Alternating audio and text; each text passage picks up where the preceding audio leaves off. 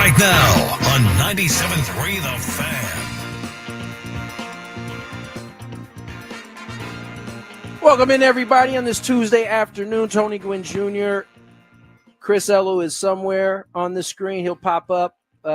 He's definitely here, though. Matt Skraby also back with us again. And, yeah, we're here, all of us. Same show today. Skraby has come back to his duties, and I don't know. We're going to lose you again here? No, I'm here with you guys for the foreseeable. Sounds pretty excited about it.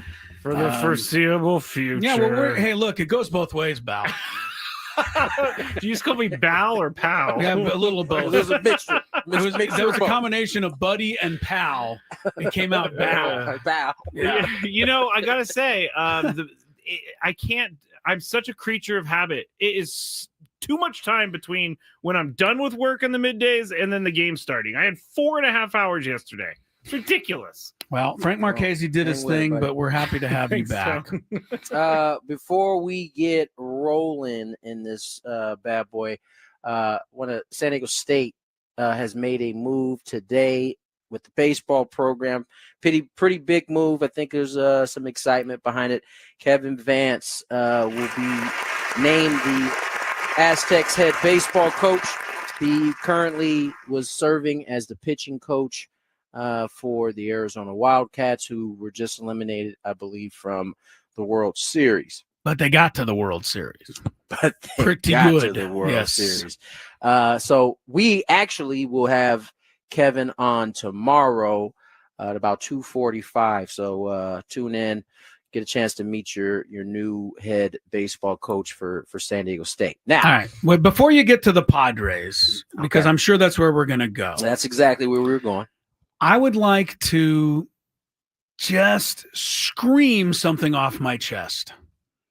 Scream it off. Scream this off my chest. Yes, right. Back up.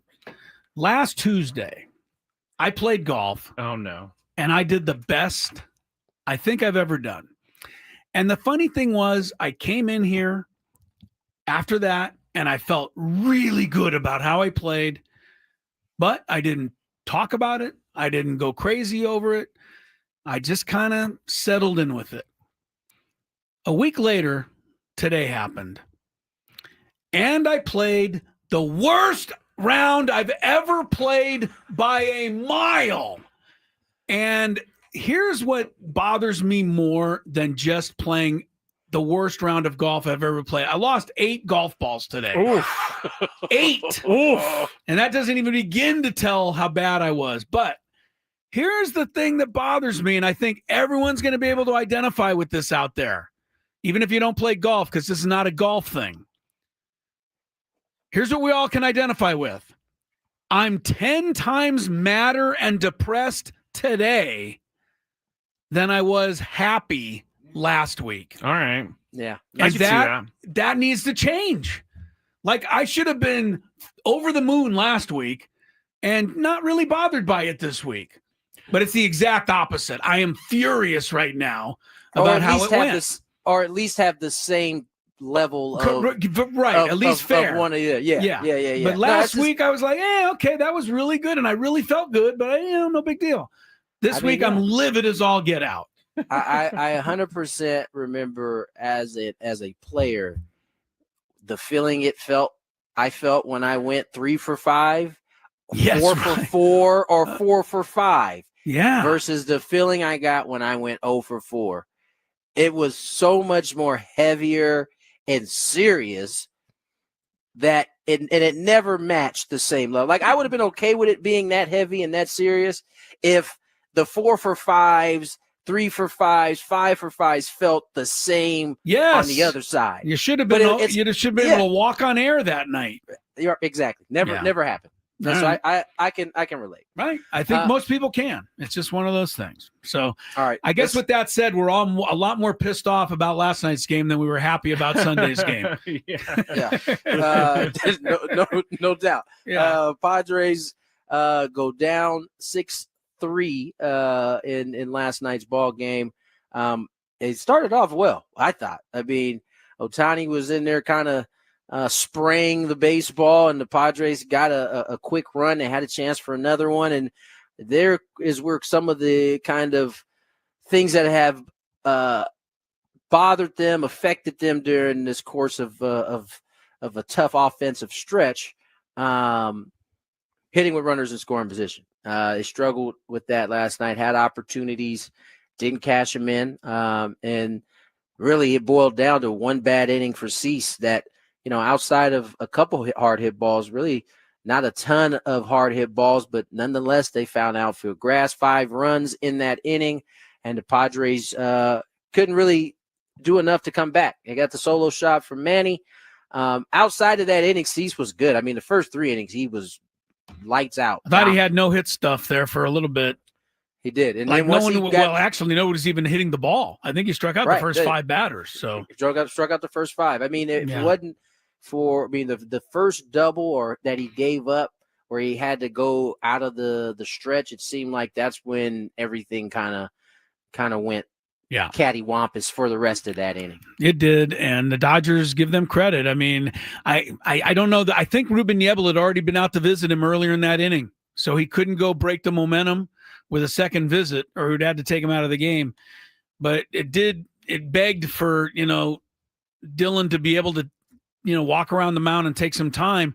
But remember now, baseball doesn't let you do that anymore because the clock's going. You got to get back up there and throw another pitch. And, there for 4 or 5 pitches, the Dodgers were sitting and hitting everything. But you're right, Tony. The game was not decided there. The game was decided in the 2 opportunities earlier in the game that the Padres had with men on base and the ability to get them in. They didn't. And you got to tack on those, right? I mean, Arise was on second with 1 out in the first inning after Sheets. Edman made a hell of a play on that.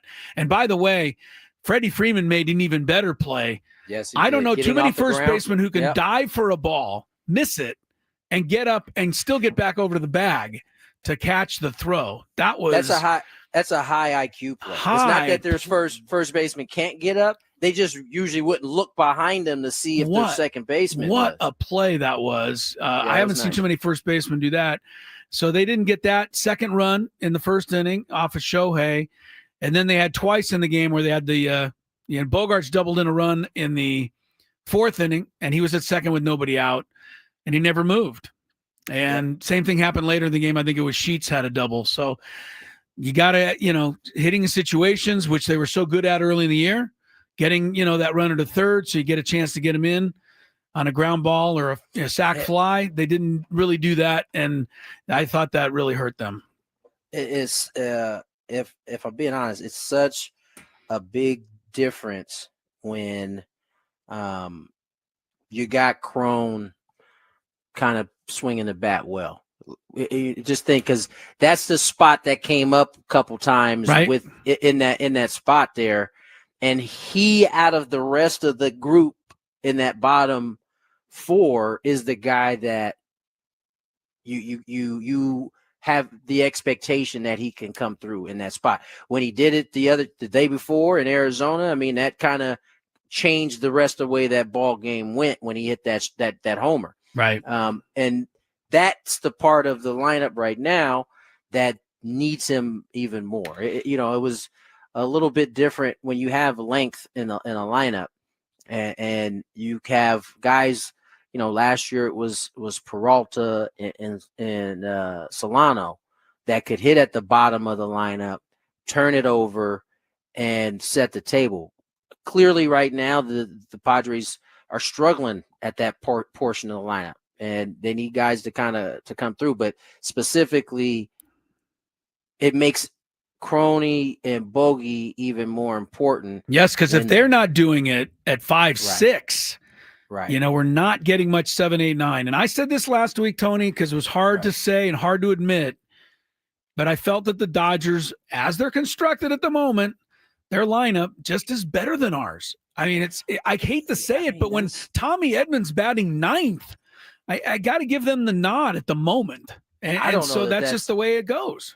I don't know that on paper that's ever really been in question. No, I know, but but saying it out loud to yourself and saying, you know what, just admit it. They have a deeper lineup. right now, I think there's I don't know that you can argue that. Yeah. I think that's accurate. And so that just makes it more incumbent that they are able to take care of business in those areas, right? Agreed. In those areas of the lineup. But, yeah. New day today, get a chance to bounce back. Kolick gets to go. They had somebody listed different than actually who's starting. Who did I have down there? I think it's Dreyer that I think is going to end up starting for.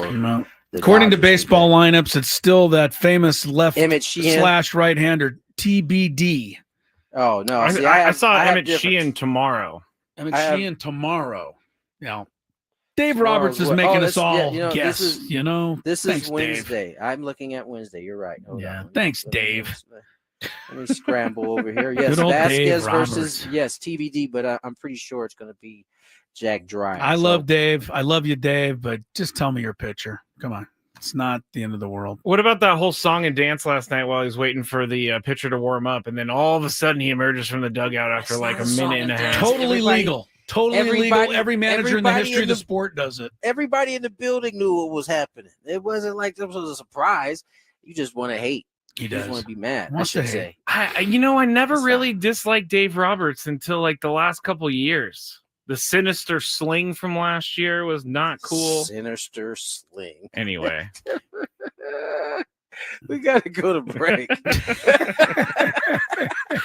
Sinister sling is that's good work right there. All right, let's get to break. More Gwynn and Chris on the other side. Dave Vassegh will join us later in the 2:00 hour, but more Dodger Padre when we come back.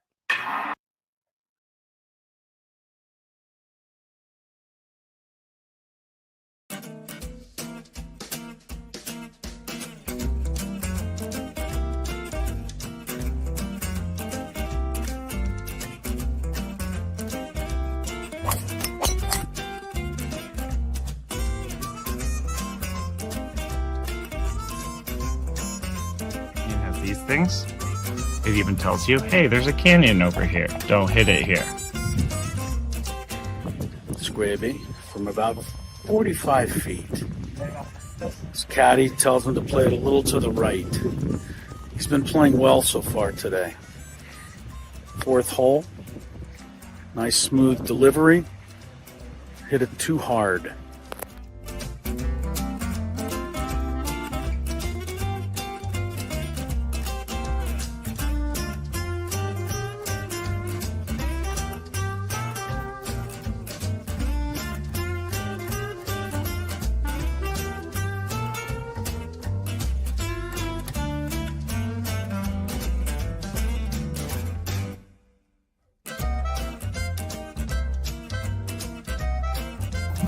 Sasquatch. So Chris says that he can't play golf, but this is the second birdie putt he's made for us. This time it was like 20 feet.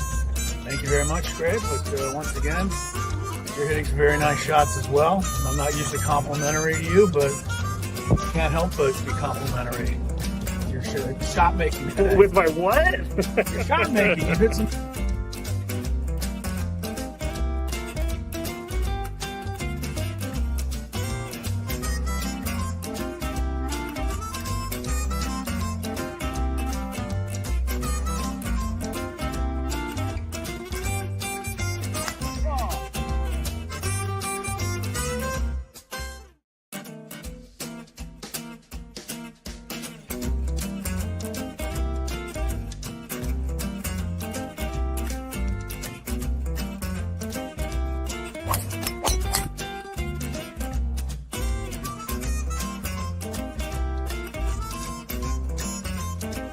These things, it even tells you, hey, there's a canyon over here, don't hit it here.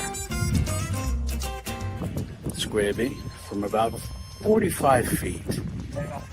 His caddy tells him to play it a little to the right. He's been playing well so far today. Fourth hole, nice smooth delivery, hit it too hard.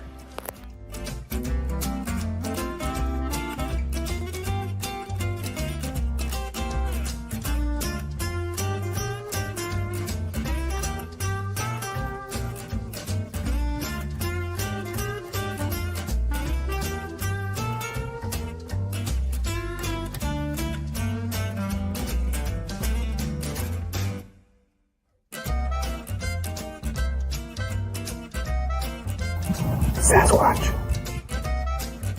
So Chris says that he can't play golf, but this is the second birdie putt he's made for us. This time it was like 20 feet. Thank you very much, Greg. But once again, you're hitting some very nice shots as well. I'm not usually complimentary to you, but I can't help but be complimentary. Your shot making today. With my what? Your shot making. You hit some.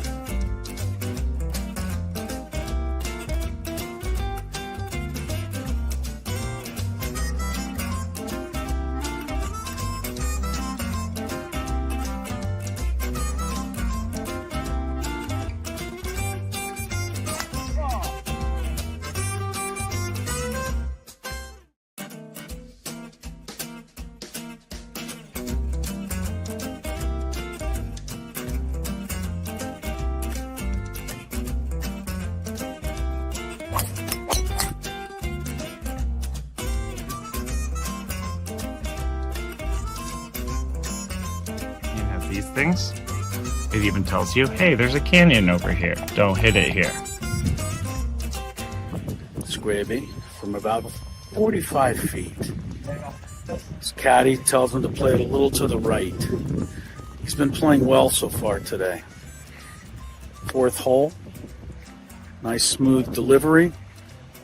Hit it too hard. 2:17 is the time. Hope everybody's having a better day than I did out there. What did you shoot? 8 golf ball. I stopped. I withdrew. You know how when you see on It was that bad? yeah, the last two holes I did not. Last 2 holes I didn't finish. I picked up my ball, both holes. Oh man, I was just tired of it. I couldn't do it anymore. It was just so bad. And the funny thing is you've been over here to Riverwalk. Yeah. The 9th hole. Picture it. Over the berm, par 5. Yes. 500 some odd yards. One of the hardest holes. Coming back towards the clubhouse. Right. One of the hardest holes I've ever played. Really? I birdied that hole. But you messed up everything else. Every other hole was a complete disaster. How do you play on that one hole with the all the water that's kind of near the freeway, near the 8? You know, it's a par 4 and it has a bunch of water on the right, and you can try to drive the green. Oh, I'd never drive the green on that. Oh, okay. No, sir. I was just wondering if you especially not today. But, you know, you lose 8 golf balls in 18 holes. I don't know how you can do a whole lot worse. It was pathetic. So I don't know. I don't ever want to talk about it again. Okay. You keep bringing it up. I know. Because I want everybody else to feel better about their day out there, whatever's going on in their world. Anyway, Tony, well, let me update on the College World Series. First of all, LSU beat UCLA earlier. They finished a game from yesterday, rained out game. So LSU 9-5. They go to the winners bracket. UCLA back to the losers bracket. And then we got an elimination game right now. Louisville leading Oregon State 6-3. Louisville ahead of OSU. Oregon State 6-3. They're in the 8th. So Oregon State needs some late magic there to stay alive. The other winners bracket team on the other side with LSU on this side is Coastal Carolina. They won yesterday, and they have currently a 25-game winning streak. I did not know that. So they're playing great. Got Arkansas still in there. They had the no-hit guy yesterday. Anyway, you're up to date on that. Stanley Cup tonight, Game 6. Florida can take home its second consecutive Stanley Cup if they beat the Edmonton Oilers, game number 6 in Florida tonight. All right, Tony, here's what I want to talk about with the Padres. I don't want to go. We did last night's game. The Dodgers, look, they hit the ball. They put it where the Padres weren't. They had a big inning, and that was ball game. As it turned out, Padres missed some chances early, and 1-for-8 RISP, and that has been kind of their RIP this year when they haven't. Bugaboo. Yeah, when they haven't done RISP. So tonight, Vasquez pitches against the Dodgers, and I think you know what I'm going to ask you. But do they have as tight of a leash on him as they yes, do? and I don't know that they can. But will they? Because they took him right out last week as soon as Ohtani came up for the 3rd time. Can they even afford to do that where they're sitting right now? And I guess we'll find out when they get to that point tonight. But I was ready for you to ask this question I know. because you asked it the last time, and you asked this question last week. I believe. Right. Do you think that they'll do this again? And I think my answer remains the same: is that that start, and as well as he did, will have an impact on the decision that is made today, as well as how he's throwing the ball today, the type of command, as well as how the guys in the bullpen are feeling. And so it's going to be a gumbo pot of all of that. And my gut is, if he's throwing the ball as well as he did last time, that they probably will stick with him a little bit longer. That is my gut. That is my gut. It's my gut too. Because I think he earned it if he's able to bounce back with another good one. I think he's earned a chance to get those guys again. Now, the Dodgers do present a unique challenge. And for those who say, should you really bat your best hitters 1, 2, 3? Well, this is your answer to that question, right? Because if Ohtani and Betts and Freeman hit 4, 5, 6 the way, sluggers and stars used to, that would give Vasquez another inning or so to work before he has to face them again. So the Dodgers put these guys right up front, and, they put the stress on you, probably unlike any other team. But, Vasquez really pitched well last week. I hope he can do it again tonight, and we'll see. Now, the other thing I think that you want to do if you're Mike Schilt is if you want to be leading again, of course, or leading, but you want to get Suarez back up on the horse as soon as possible too, correct? Don't want that to linger too long. So you'd like to have a save opportunity tonight. I think you want to, but I don't think that it's that much of a worry. I don't think Suarez is the type of personality that is like lingering on anything. He barely seems like he's alive a lot of times. He does seem very calm. Hey, Robert, how'd you feel? Did you sleep well Saturday night? Huh? It's just he seems so calm that he doesn't seem like that type of person. Real quick, I just pointing back to last night's game. Yeah. It really was just the one inning, because as we sat here and we were talking about the contribution that was had, those three guys were really 2 and some change, right? Because Betts had an RBI, but Ohtani was on base 3 of the 5 times that he came up, and Mookie knocked him in once. After that, it was that 4th inning, and Muncy, who hits 6th, Will Smith, who hits 5th, Teoscar Hernandez, who hits 4th. Like 1 through 6 did the majority of the work. Now, Pages had the double. He came around to score twice. So you see, they're getting the production at the bottom. Now, that being said, before the series against the Padres at home, their bottom line wasn't doing anything either. And so you just hope that the somebody can get something going to kind of help carry the lineup over. Because I tell you what, Mr. Tatis Jr. is starting to look like himself again. 2 more hits. That's a big deal, because eventually, as I said the other day, he can't get back to the explosive Toddy that was homering and slugging and doing everything until he goes through this process where he's seeing the ball well, he's taking his walks, he's hitting the ball the other way. All that is just a precursor to the huge type of months that he can have. So hopefully we continue to keep seeing that for him, because I feel like if he continues to do that, the offense will start to do its thing. Yeah. But talking about the bottom of the lineup is, it's important too. 0 for 14 last night with just 1 walk at the bottom of the order. That's anybody after Bogarts. So you got to have a little contribution there. The Dodgers did get it last night. That too was the difference in the game. Did I really see, and I don't know that I'm leaving enough time for this. I don't like when I bring something like this up right at the end of the hour. Did I really see a tweet the other day that seemed kind of legit, but I want to make sure, where Will Smith and Manny Machado had an exchange during the game last week in San Diego, where Manny struck out on a pitch that he didn't like, and he turned to the umpire and he said, "That's outside." And Will Smith said back to Manny, Yes, just like your chances to win the division. No, that's the fake Oh post. Was it fake? You gotta, you know, Okay, I gotta say the fake post. I almost fell for one yesterday too. Woo. Like when it said Rafael Devers was like, "I'm a Giant now and I'm ready to play first base," and I had to like. That was another one that was yeah, fake. it's called fakes or MLB on facts, and so Gotcha. people get it. Yeah, it said, yeah. They got so me. is your shot at ever winning the division. So is your shot to ever win the division. I knew Will Smith couldn't be that quick. I knew Will Smith wasn't that quick. You fell for that. That's He might have been hilarious. quick on the "You're Mr. Irrelevant" line, but I'm not giving him 2 of those.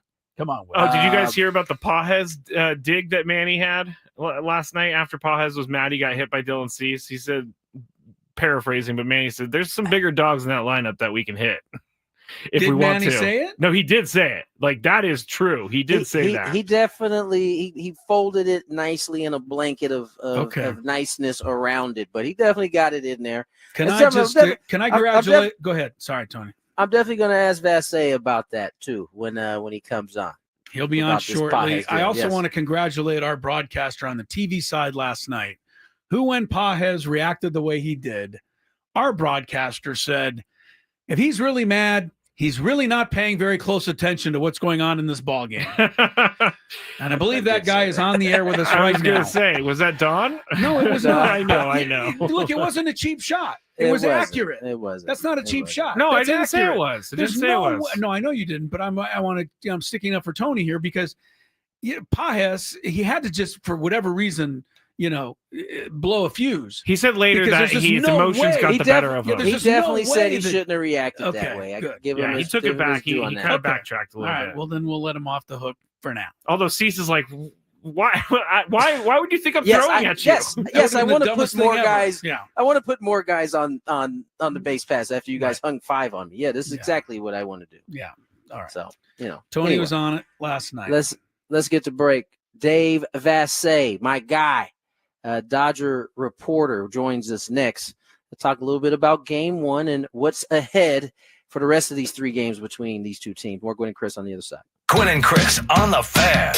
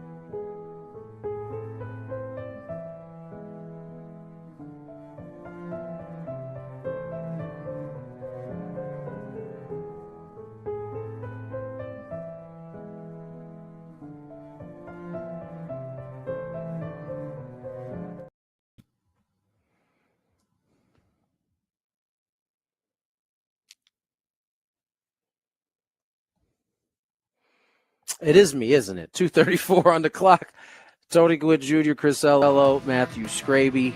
Padres game 2, 7-10. Randy Vasquez versus question mark. It's not TBD. sour anymore? It is, but they haven't announced it yet, so we can't specifically announce it. I'm pretty sure that's who it's going to be. Nonetheless, to get a chance to kind of get some get back here today, Dave Vassegh will join us here shortly. Listen, I'm not privy to the chat while I'm on the road. I'm really not privy to it when I'm at home either, but Skraby is being pressed by he's getting a little bit testy over there. Skraby he is. Yeah, and it's spilling out at us, so I figured that we should just address. Yeah, let's just calm the fans down, please. I don't even want to give it the credence of saying fans. You know, like there's a lot of people. It might just be 1 or 2 or 3 of you guys out there. If you indeed think we should take you seriously, there's no way you could possibly be thinking that the Padres are sellers 4 games out of the division under no circumstance. But they could be 7 by the end of the week, Tony. Then it's 7 at the end of the week in June. I mean, so what?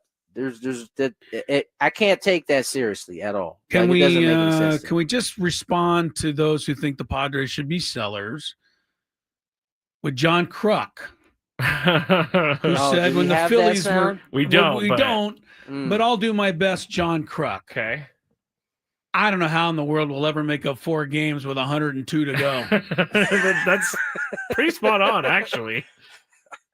You could even make that 7 with 102 to go. Yeah. I mean, it's still the same exact thing. You know, it's the same thing I'm going to say to you people Saturday night who gave up on the season. Then what did you even tune in last night for? Like, you've already given up. Don't tell me, well, I give up on the season, but I'll be watching every game. What for? Right. Here, give me here. I'm gonna try to give a reasoning as to why they're sellers or could be sellers. Because wait. We need to define what sell is. Sell meaning part with some of their players that are going to go into free agency. Dylan Cease, Michael King. So Dylan Cease and Robert Michael Suarez, because there's a contract option on there. They're not saying to trade those guys, but they are saying, like, do we get to a certain point where we're not going to need those guys, and that's way far off. But they're not going to get in return anyone that's going to help the team now, so it doesn't make sense. But anybody that's even bringing up the word sell might as well go back to Saturday night and climb off the bandwagon with all the people who jumped Saturday night when Suarez gave up the 5 runs. Is that what happened? Sure, it's over. It's done. We're going to be lucky to finish 4th. I gotta say, I was pretty angry. We have too many on injuries. Night. We have nobody left. I mean, we can't win a game. We can't hit. Our manager stinks. It's hysteria. I mean, it was hysteria after that loss Saturday night. And I imagine, you got people like, already saying today, well, they lost to the Dodgers last night. So I guess that means they've already lost all 4 games in the series. Pack it in, guys. Let's go home. I challenge people who are taking things right now and thinking that they're going to be bad for the rest of the season. I challenge everybody to go week by week. Not day by day anymore, because that's not helping anything. Week by week. Save your breath, Matthew. We've led everybody down this path. And again, it's not even we are talking to you're voicing for too many people. It's just a couple. You know what I'm saying? I hear more people tell me this stuff, and I just don't bring it up because I know the reaction. They tell you that they should be sellers. I have a lot of people worried out there. That's not what I asked you. Worry is fine. Okay. I think worry's normal. Sellers, though, in June? Okay, when you put it like that, there's less people wanting to be sellers than they are worried. We should give Robert Suarez away to fortify the prospects. I can't be mad at worried. Worried is I think, a normal fan trait. Yes. I think that's what fanatics do. So, I mean, what are they, 39 and 32 now? Yeah. Yes. Despicable. I mean, they are creeping towards 500. Despicable. Creep. Listen, dude. Listen. Sometimes I feel like you try to disguise yourself as not being one of these people, but then you say stuff like that makes me think that You are one of these people. Cleveland Guardians are 500. Should they pack it in? You think They have a Pack it different in. division. Different Texas division. Rangers 500? Different Season division. over? Different division. Pack it It doesn't in. matter. We already talked about why does the division matter? We don't expect to win the division anyway. All right. While you're yelling at me, I'm going to call our guest. I'm yelling at you because 'Cause you're you're taking their representing form. them. Yeah. You are. It's my job to argue for the fans. So Well, even though I don't agree with this. That is not how you couched this to begin with. Now you're arguing for him. You were frustrated with him. And then as we started to have the discussion, I don't know if you like morphed and realized, you know what? I think they're actually right. Yeah, I am this. It was really weird how this whole thing started and where you got to. But by the way, are all the people talking about us being sellers, can they even read? Because if they could read, they would make the note, at least a mental note, that if the playoffs started today, the Padres would be in them. No, we're packing it in now. But now, yeah, why wait till we fall out of contention? Let's quit before then. Let's do it right now. Yeah, they're in the playoffs as we speak today. I don't get how you can even think that we should be sellers. The one thing, no, I'm not. I am not selling. Dude, they won't be there long, Chris. You're getting closer, Skrabe. I am not selling. But I did do pre and post in 2021 when they had a 10-game lead in the wild card, and they slowly backed up on that. Yes, and there's been years where teams have been 10 games behind in the wild card, and they've made it. All of those things are true. Let's get to our one of my favorite guests, Dave. Well, Dave's very nice to come on since the Dodgers are playing such a crappy team here this week. Thanks, Dave. Appreciate you putting up with it. Pre- and post-game host Dave Vassegh. Dave, how are you, my friend? I'm doing great. I thought you were going to say thanks a lot for coming on because Tony is part of the show. No, look, Tony's our guy. We're going to stick up for him.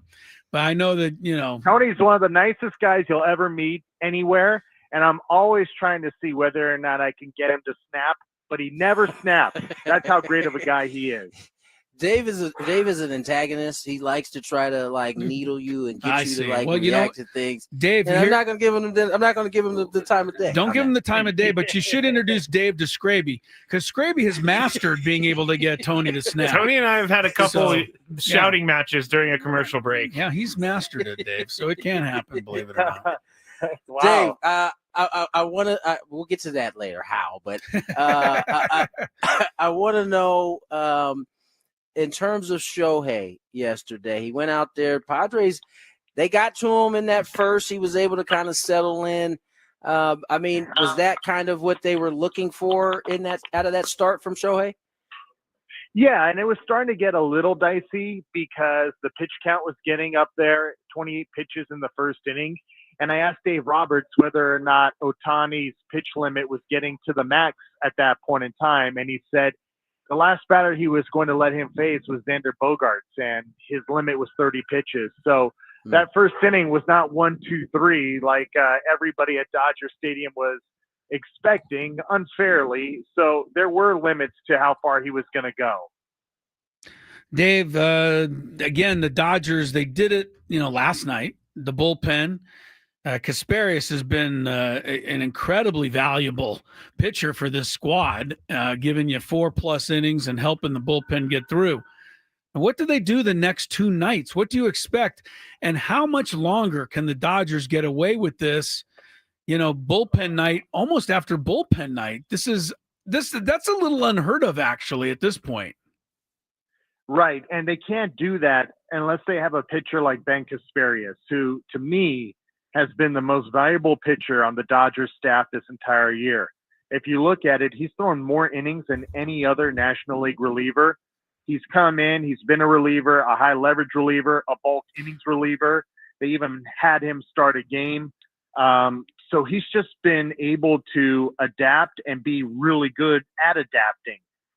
Tonight, a bullpen game. Tomorrow, Emmett Sheehan is going to make his first start in a couple of years after coming back from Tommy John surgery. So that's been part of the reason why the Dodgers bullpen has been taxed as much as it has. because they have such a thin starting rotation and have had to plug in guys and bullpen games in between Yamamoto and Dustin May. But things are starting to look better for the Dodgers because Blake Snell and Tyler Glasnow look like they're going to be ready right after the All-Star break. They got Kershaw back, who just pitched 7 scoreless innings. So things are starting to look better. But like I said, Ben Kasparias and Jack Dreyer, they have been invaluable to the Dodgers piecing this together.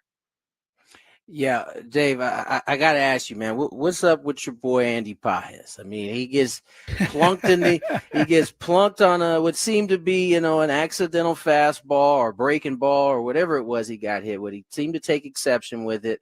After the game, I will say that he thought his emotions got the better of him. He doesn't really think that was done on purpose, does he? At the time he did, Tony. He's Okay. a fiery guy. He's got a lot of edge, big chip on his shoulder, which you could understand. But, yeah, I mean, I didn't believe a yogi like Dylan Cease would purposely plunk him. I think it was pretty obvious in that inning that he just didn't have well, that's what he does, right? He's a big yoga guy, 84 poses in yoga, all that stuff. He's a very peaceful man. I don't see him intentionally hitting any hitter, but he just lost command of his slider and his pitches in that inning. And look, Pages is edgy. I like the edge. Talk a little bit of Dave Vassegh is with us, radio host, pre and post for the Dodgers and covers the Dodgers. Talk a little bit about the dynamic of maybe the big three, not counting Shohei. Where do Freddie Freeman and Mookie Betts fit in terms of leadership on this squad, and how do they divide all that stuff up? Yeah, it's not just one guy, like you said. There's a few different guys that kind of lead the way. Mookie is somewhat embraced being kind of the team spokesman along with Freddie Freeman. Freddie is, a pro's pro. I mean, he could have played when Tony's dad was playing. I mean, that's how big of a throwback he is, not just by valuing batting average and hits and playing every day, but just the way he conducts himself in the clubhouse, off the field, all that. Teoscar Hernandez, to me, is one of the most inclusive teammates I've ever seen around the Dodgers. I mean, he brought throwing the sunflower seeds out there. He brings a ferocity, a never give up on a game type of attitude. He has such a joy to play the game of baseball and a gratitude towards it. So there's a combination of different guys that do different things to make this all work. Dave Vassegh joins us here. And look, these two teams have mixed it up pretty tight through the first 5 games of these, or 4 games of these guys kind of playing each other. I'm curious to know how you feel about the schedule. I mean, the Padres will play the Dodgers twice in June. I think they have a couple more series in August, but then no matchup in September at all. This seems to be like malpractice by the MLB, not having these two teams matching up in September. Yeah, I don't like it at all, Tony. For whatever reason, the schedule makers were not very good this year because the Dodgers and Padres just barely started seeing each other last week, first time this season, and now they're playing a 4-game series a week later.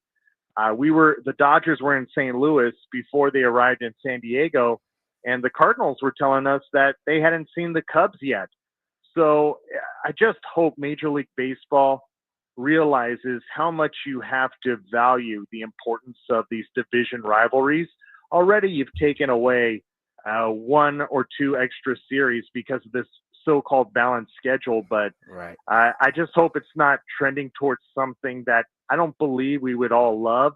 As far as trying to devalue 162 games, it's still got to matter, and playing within your division has got to matter, especially down the stretch.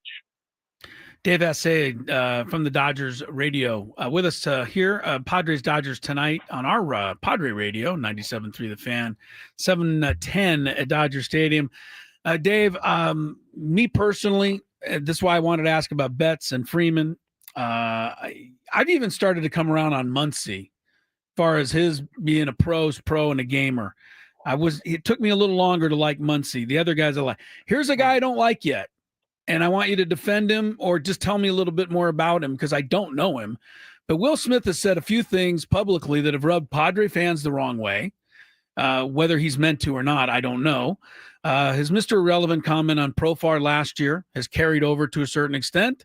He was then asked last week about the Dodger Padres and whether these games meant anything, and he flatly said absolutely not, despite the fact, we know these games are meaning a little more, the way they're managing, et cetera. Tell me a little bit about Will Smith and make me feel a little better about him if you can. Okay, well, I was the one that asked him about Profar and everything that happened last year. Okay. And then his teammate said I baited him into that comment, which I did not. That was brother. all him. Okay, yeah, right.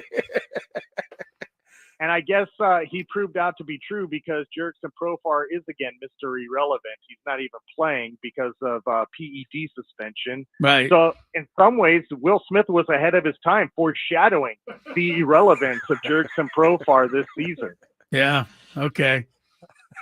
But as far as the guy goes, he's one of the most vanilla interviews you will ever encounter. And that's part of the reason why he's so good when there's runners in scoring position or the game is on the line. That's his personality. He never puts an overemphasis on any at-bat. Yeah. And Tony knows this. That's the type of personality, that cool-blooded type of guy you want at the plate. And that's the way he lives his life. By the way, a really good golfer as well. Yeah, great. Man. Great to hear on it, especially today. Skraby. How does that feel, Chris? Not good today. Not the way I hit him today. I don't want to hear that today. Dave, obviously, you talked about the rotation and those guys getting healthy. I mean, in terms of Ohtani moving forward, what does it look like for him pitching-wise? Is he going to now hop into the rotation every fifth day? Like, how does this look? How does this play out moving forward? Or do the Dodgers actually know? Is Ohtani actually the one that's making the calls on this? Ohtani and the Dodgers have mapped out his schedule, along with Dr. Neil Elatrash, who performed the surgery. He's been very involved in the rehab process. And what it's going to be, Tony, is like it was with the Angels. He's pitching once a week. And when he pitches once a week, it's going to build up slowly. As Dr. Elatrash put it to me last night, he's still in the final stages of rehab. They're just doing it in games now because it just didn't make sense to do what they did in San Diego last week, where he's throwing 3 simulated innings, cooling down, then having to play a game as the DH. This allows him to stay hot and really lends itself to his two-way uniqueness. So once a week, and the next time he's out there, probably 2, maybe 3 innings if he's efficient. And by the time the post-All-Star break starts happen, he'll be built up. That's what they were planning all along, but now they've just changed the method to have him finish the rehab in games. Great stuff, Dave. As always, man. I will catch you in a couple hours. Appreciate you coming on, spending some time with us, buddy. Ooh, Tony Gwynn Jr. is one of the most favorite people I've ever met. Just a great guy, heart of gold. Hey, Dave, I'm going to pointed out my ashy elbow. He pointed out that I had ashy elbows last week and I needed lotion. So now I'm very self-conscious about that. Well, Dave, if you want to get back at him, I'm going to have Mr. Skraby get in touch with you. He'll give you some tips. You can find some openings on Tony. We'll help you out with that. I need some tips. Okay, they're coming your way. Thanks, Dave. We appreciate you, brother.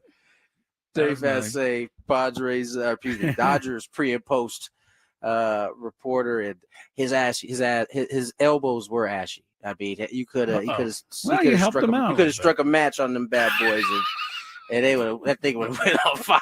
That hits close to home because my elbows get a little ashy from time to time if I'm not, taking care of it. So gotta moisturize, dog. I have been lately.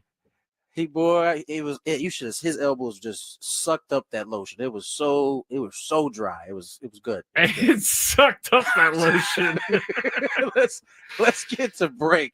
Got a couple seconds, I think, before the music kicks in. Moisturizer is a thing that moisturizer. Let's just talk about it. Well, let's just say the moisturizer rubs me the wrong way.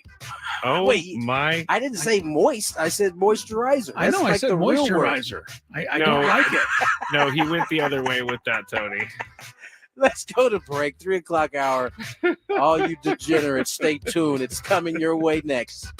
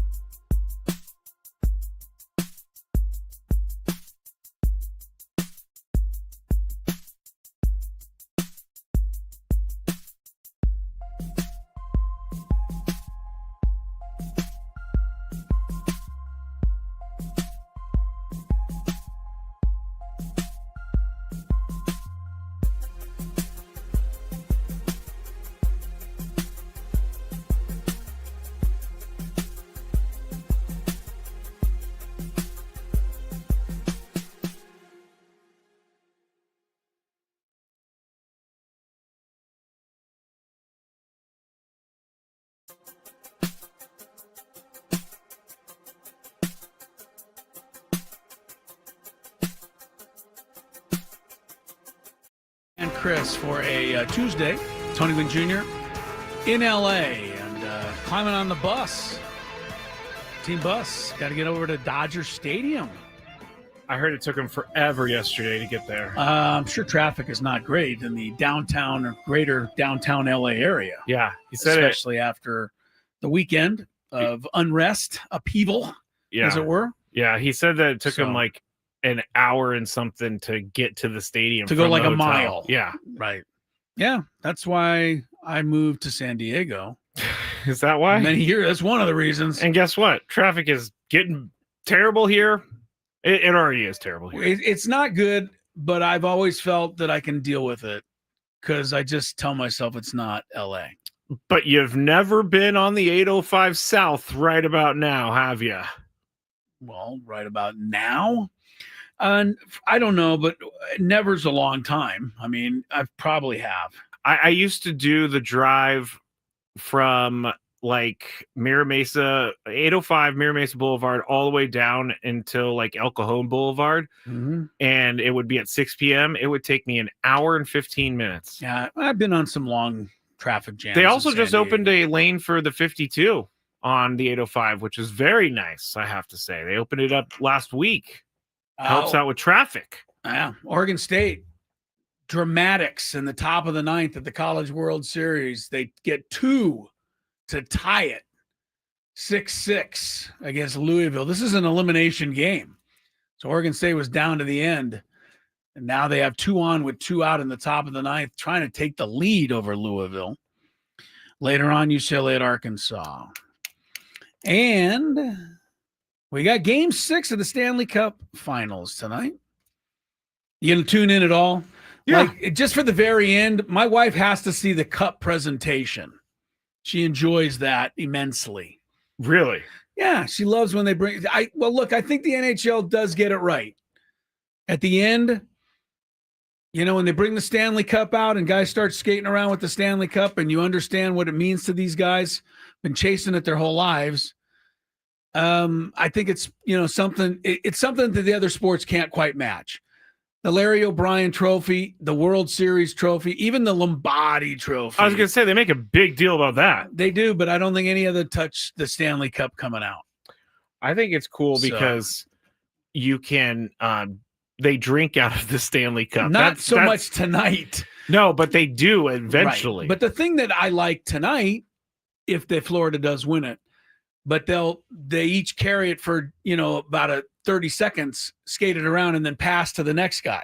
And he gets his moment of glory and then pass, you know, I think that's something that only hockey, you know, does it right. And then you're right. Later in the off season, they all get it for a day and then they can take it to their hometown and do parade. I think it's pretty cool thing. I would make Jell-O in it.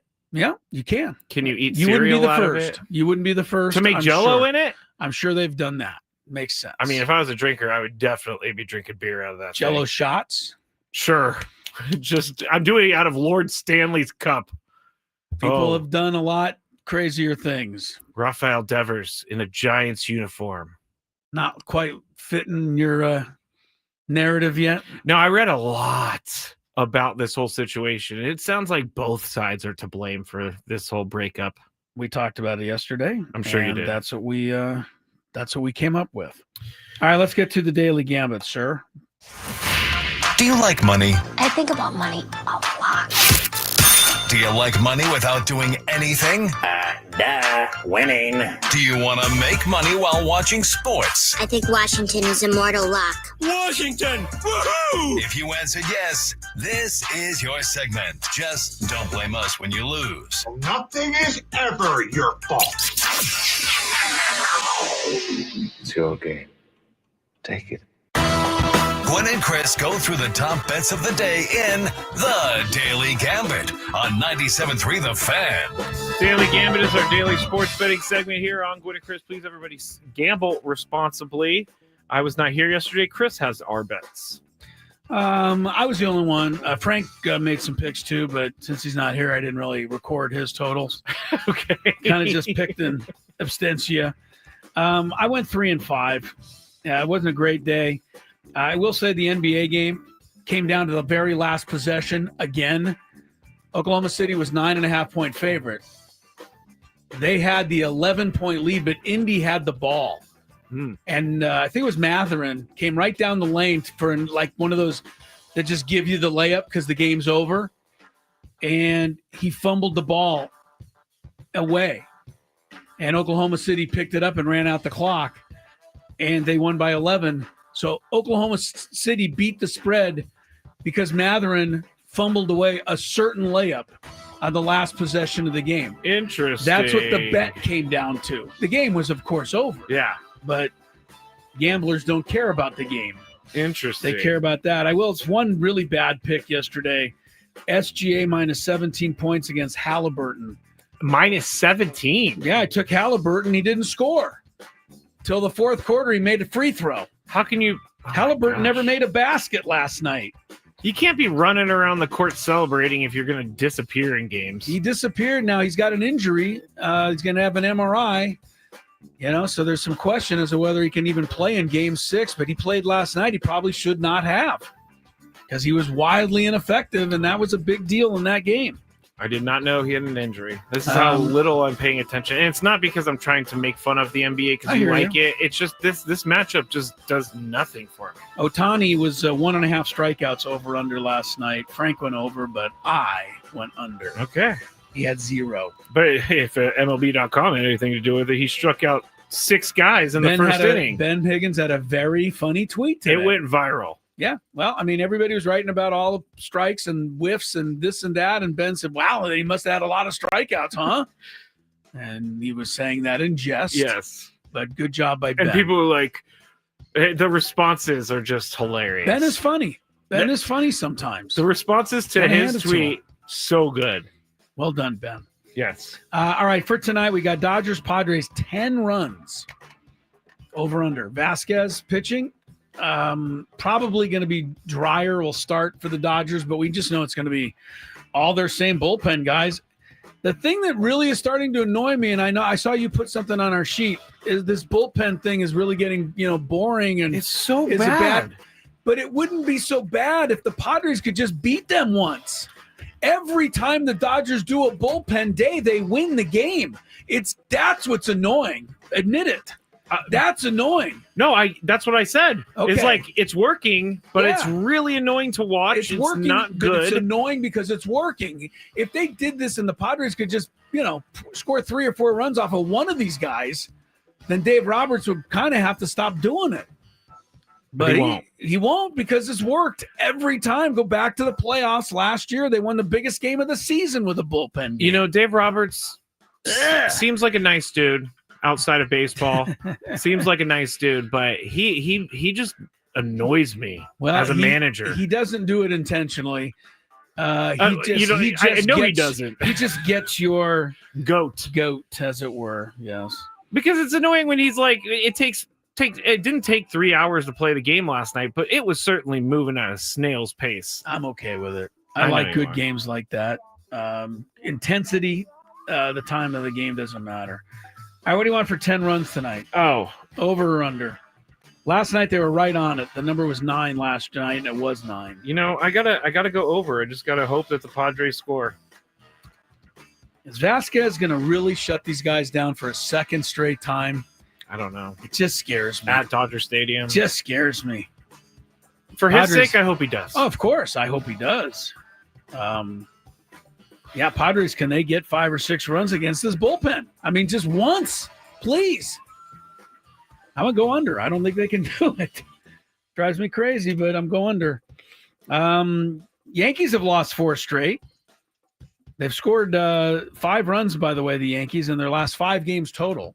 Wow. So it can happen to anyone, not just the Padres. I think Aaron Judge, struck out 9 times against the Red Sox over the weekend. Yeah, he's down to 370-ish, which is still good, but not in the lofty 400 range. No. Nevertheless, Yankees favored by 1.5 over the Halos tonight. The Halos have actually started to do okay under Ron Washington. They're better anyway. I'll take the Bronx Bombers here to wake up. Last night I watched that game. It was very boring. It was 0-0. Yeah, why'd you keep watching? Because Clark Schmidt was my fantasy guy, and he went 7 2/3. He pitched well, but no decision. No, and they ended up losing. I'm gonna go Yankees. Yankees also. All right, we got Boston. Red Sox have won 6 in a row. See, trading Devers was the tonic they needed. Get him out of there. Hey, if you ask them, they will tell you that. They have said they think they're going to do better now that Devers is gone. It wouldn't bother me if they're right. I said this. Look, Devers' attitude was horrible, but the Red Sox also did not handle it well. No. So both sides are to blame, but that doesn't take away from the fact that Devers' attitude was horrible. But GM taking shots and two reporters is crazy. Well, 2 wrongs don't make it right. Exactly. I'm just saying Devers, I mean, just in anything I've ever grown up learning and what you have and most of us, you're a team guy. You do what you can to help the team win. It's just all about how they approached it. But the Red Sox approached it badly. After all that, do you take them tonight for their 7th win in a row? They're home to Seattle, or Seattle's home to them. And Seattle's favored by 1.5. I will go with I should Red give you Sox. pitching. You're going to go with the Red Sox to make it 7 in a row. Say enough about that. I'll take Seattle. What do you think about Randy Vasquez? 2.5 strikeouts tonight.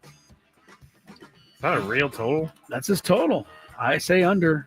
I think he's going to be – I don't think Schilt will let him play the 3rd time through the rotation. And the Dodgers just saw him last week. So I think it's going to be real tough for Vasquez tonight. I'll say under. 2.5. What do you got? Man.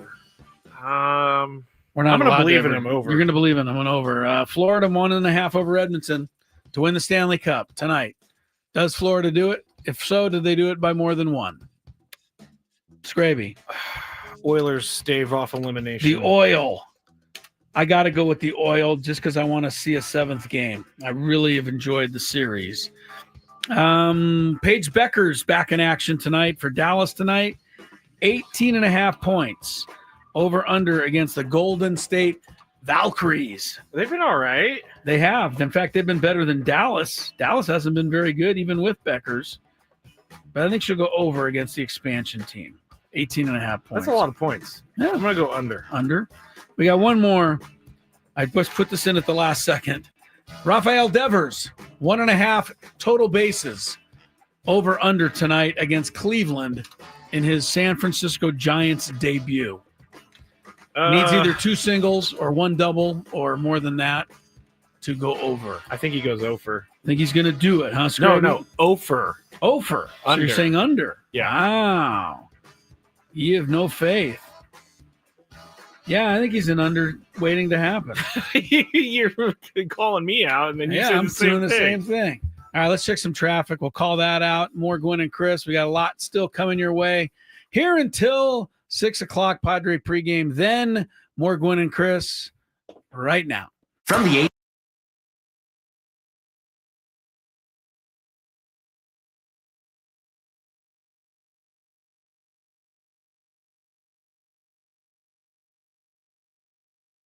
Thank you for listening to 97.3 The Fan. Be back shortly. I would be back shortly if the thing will click. See, I'm clicking.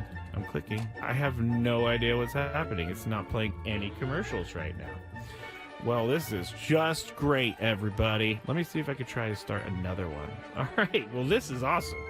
On the air right now with no help, and there are no commercials to be played. Actually, you know what I'm going to do, everybody? You're getting a real live thing right here.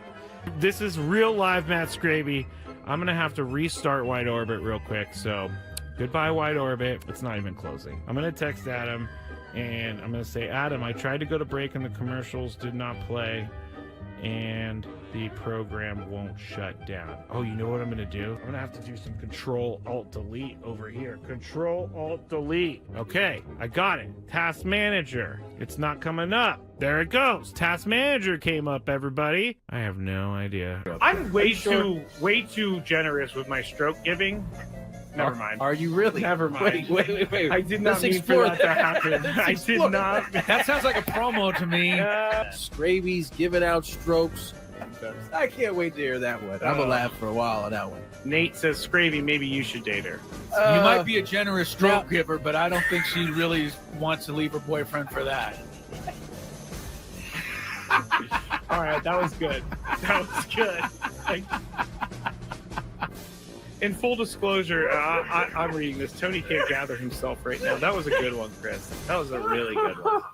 So I saw this at 7-Eleven, and I had to get it. It's called the One Chip Challenge. It was sitting there in the aisle, and I thought, why not? Because I am into spicy stuff. But this thing looks pretty hot. I'm not going to lie. It says a Reaper pepper and a Scorpion pepper. It's also in the shape of a coffin, which doesn't make me very happy about that. It doesn't make me feel good. Oh, extreme heat, it says. I'm going to try a little bit first, just so I don't die, I guess. That's the thing I'm saying. This looks... I don't even know if I should be eating this. It looks like it has mold or something, but let's see how hot it is. Let's go. There's a little bit of spice there. It's going. Oh, man. This is hot. Not that bad, though. I still have this side to go. It is getting hot. I'm not gonna lie. My mouth is like getting crazy. Now it's kicking in.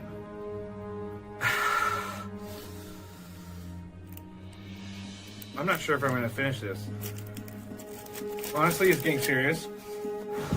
I gotta go with the milk. My mouth is dying right now.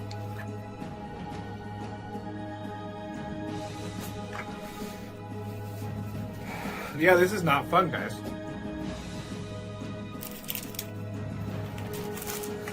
Never gonna do that again because my mouth is on fire. Thank you for listening to 97.3 The Fan. Be back shortly. I would be back shortly if the thing will click. See, I'm clicking. I'm clicking. I have no idea what's happening. It's not playing any commercials right now. Well, this is just great, everybody. Let me see if I could try to start another one. All right. Well, this is awesome. On the air right now with no help.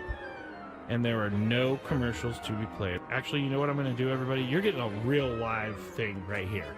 This is real live Matt Skraby. I'm going to have to restart Wide Orbit real quick. So, goodbye, Wide Orbit. It's not even closing. I'm going to text Adam, and I'm going to say, Adam, I tried to go to break, and the commercials did not play, and the program won't shut down. Oh, you know what I'm going to do? I'm going to have to do some Control-Alt-Delete over here. Control-Alt-Delete. Okay, I got it. Task Manager. It's not coming up. There it goes. Task Manager came up, everybody. I have no idea. I'm way too generous with my stroke giving. Never mind. Are you really? Never mind. Wait. I did not mean for that to happen. I did not. That sounds like a promo to me. Skraby's giving out strokes. I can't wait to hear that one. I'm gonna laugh for a while on that one. Nate says, Skraby, maybe you should date her. You might be a generous stroke giver, but I don't think she really wants to leave her boyfriend for that. All right, that was good. That was good. In full disclosure, I'm reading this. Tony can't gather himself right now. That was a good one, Chris. That was a really good one. So I saw this at 7-Eleven, and I had to get it. It's called the One Chip Challenge. It was sitting there in the aisle, and I thought, why not? Because I am into spicy stuff. But this thing looks pretty hot. I'm not going to lie. It says a Reaper pepper and a Scorpion pepper. It's also in the shape of a coffin, which doesn't make me very happy about that. It doesn't make me feel good. Oh, extreme heat, it says. I'm going to try a little bit first, just so I don't die, I guess. That's the thing I'm saying. This looks... I don't even know if I should be eating this. It looks like it has mold or something, but let's see how hot it is. Let's go. There's a little bit of spice there. It's going. Oh, man. This is hot. Not that bad, though. I still have this side to go. It is getting hot. I'm not gonna lie. My mouth is like getting crazy. Now it's kicking in.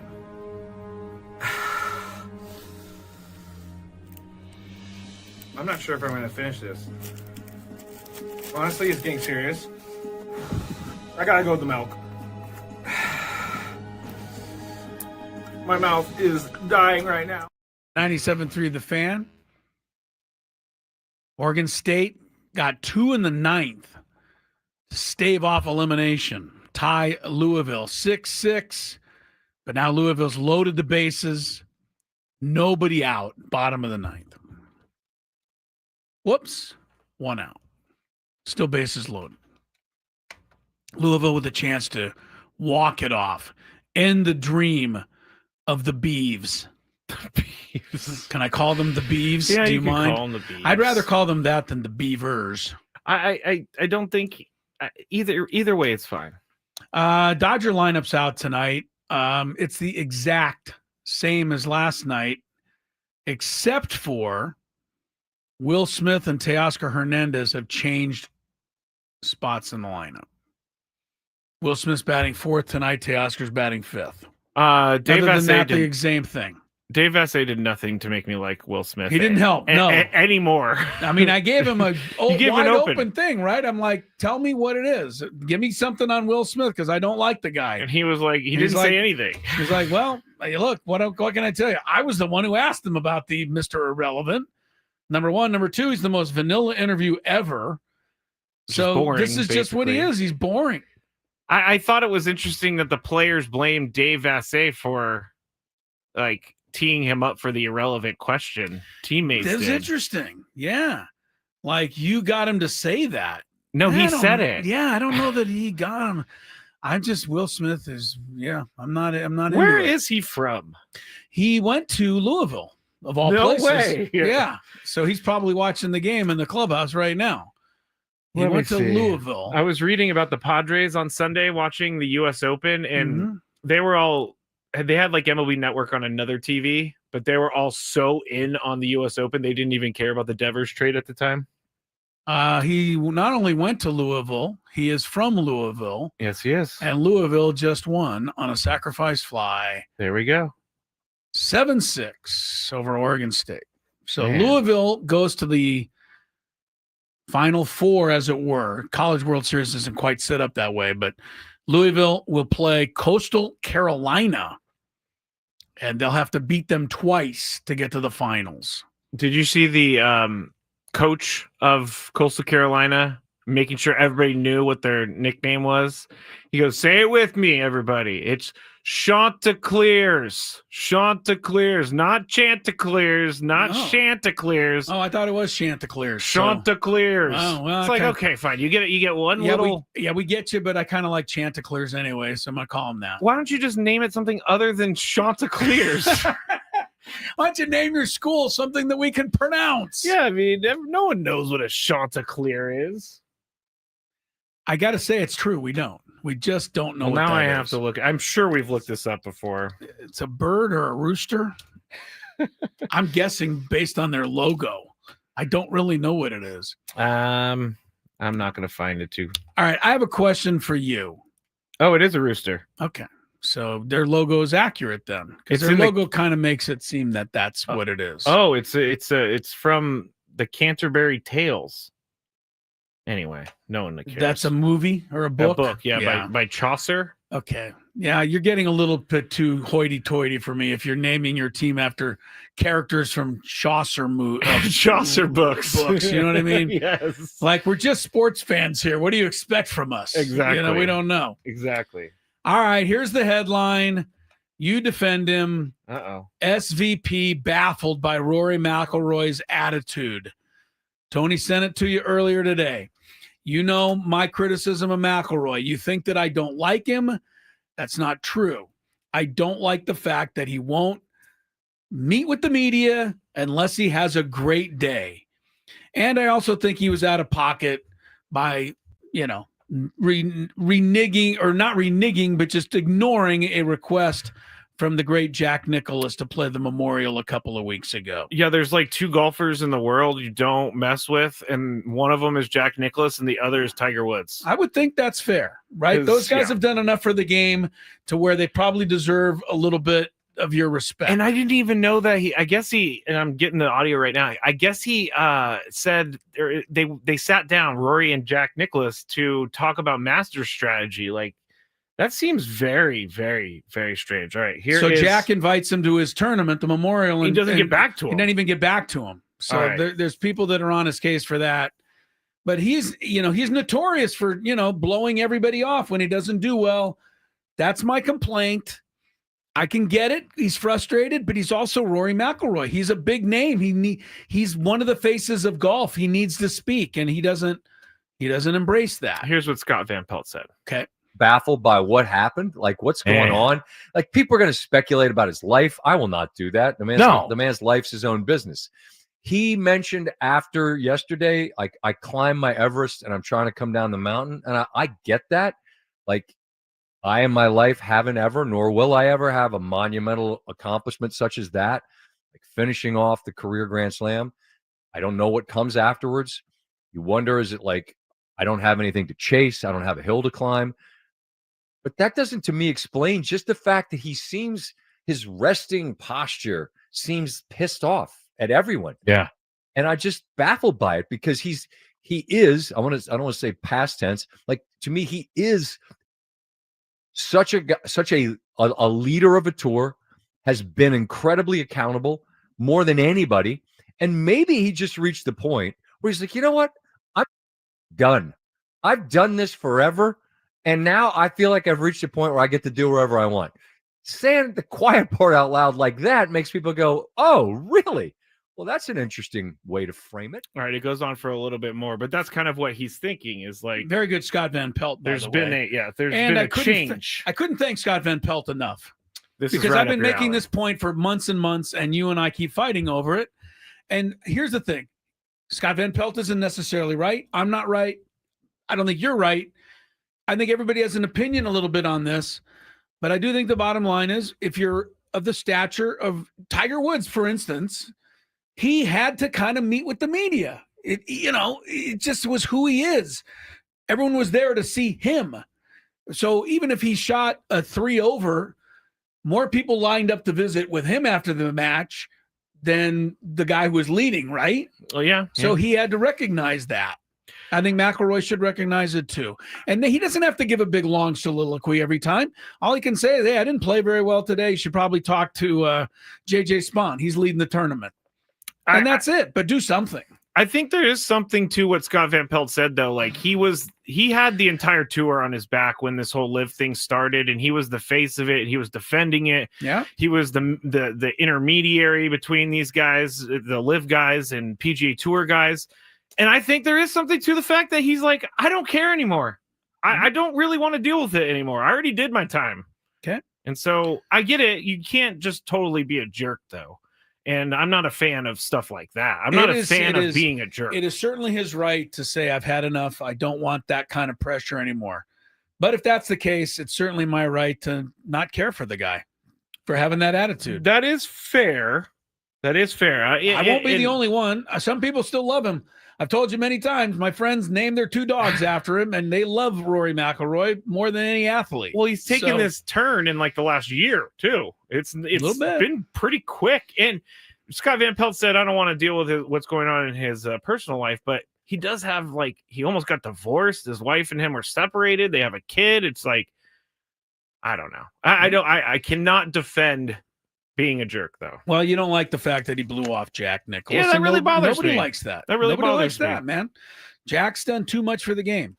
It's, there were golfers that were, came out a little bit jealous when Tiger was getting all of the glory until everybody reminded them, you're getting all of the money because he exists. That's true. So you need to just play along. And without Jack Nicklaus, PGA Tour, without Arnold Palmer, there's no Jack Nicklaus. Without Jack Nicklaus, there's no Tiger Woods. And you talk about the tradition of golf. That's a big deal in golf. It is. Looking up to the tradition of the sport. Yes. I can't fully defend Rory here. Okay.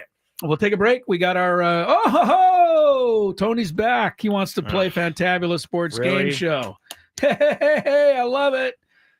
What did we come up with? It's next on Gwynn and Chris. All right, it's time for the Beaver Nuggets. So the story is somehow Buc-ee's got brought up. I think Frank brought it up. Yes. And it's a rest stop / mall / entertainment zone, super center. And someone said on the chat yesterday that they have like 100. They went to one with like 100 gas pumps, which is a lot, I guess. But while we were talking about this, Sam Levitt was in New York listening, and he goes, put me on. And so we put him on, and he's talking about how much he loves Buc-ee's. And so we got into the conversation, and it ended up being about the Beaver Nuggets.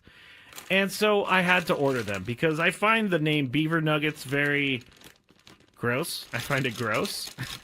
But we're going to go with this. It's kind of like a Cheeto / a corn pop. It's like a cheese doodle. A cheese doodle. And we're going to eat them right now. I don't think these are bad, but here we go.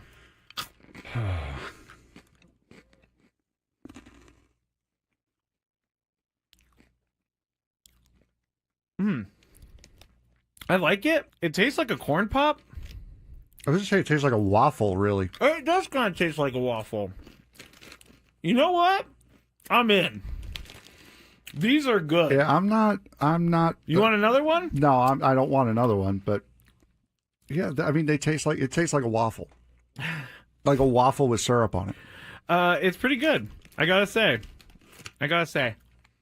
I'm not hating these at all. Actually, they're very good. I like this. The waffle is a perfect explanation. If you've ever had, I'm sorry, I'm talking on the microphone with food in my mouth.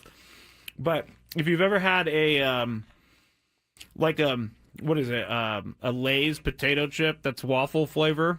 It's kind of like that.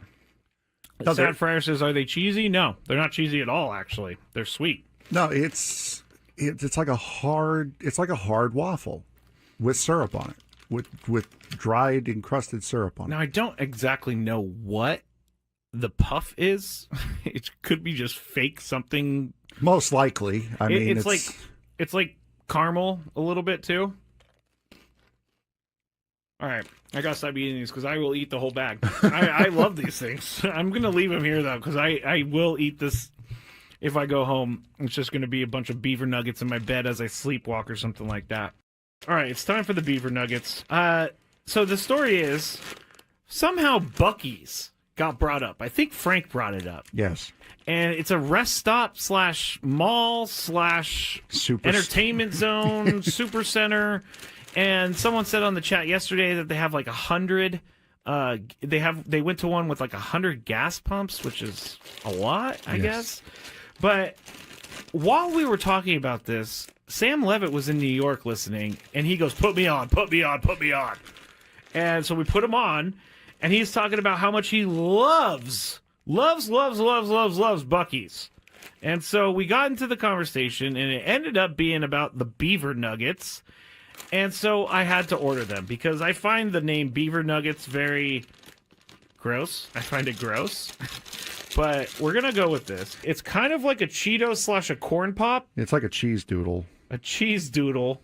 And we're going to eat them right now. I don't think these are bad, but here we go.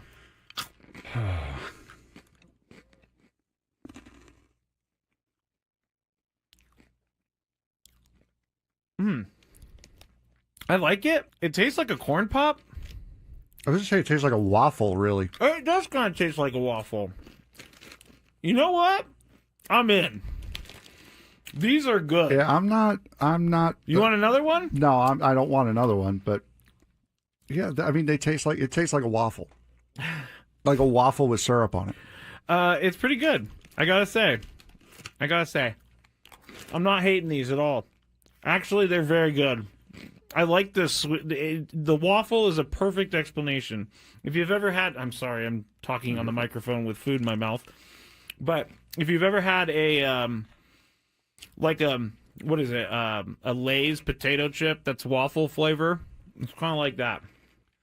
Sad Fryer says, "Are they cheesy?" No, they're not cheesy at all. Actually, they're sweet. No, it's like a hard waffle with syrup on it, with dried encrusted syrup on it. Now I don't exactly know what the puff is.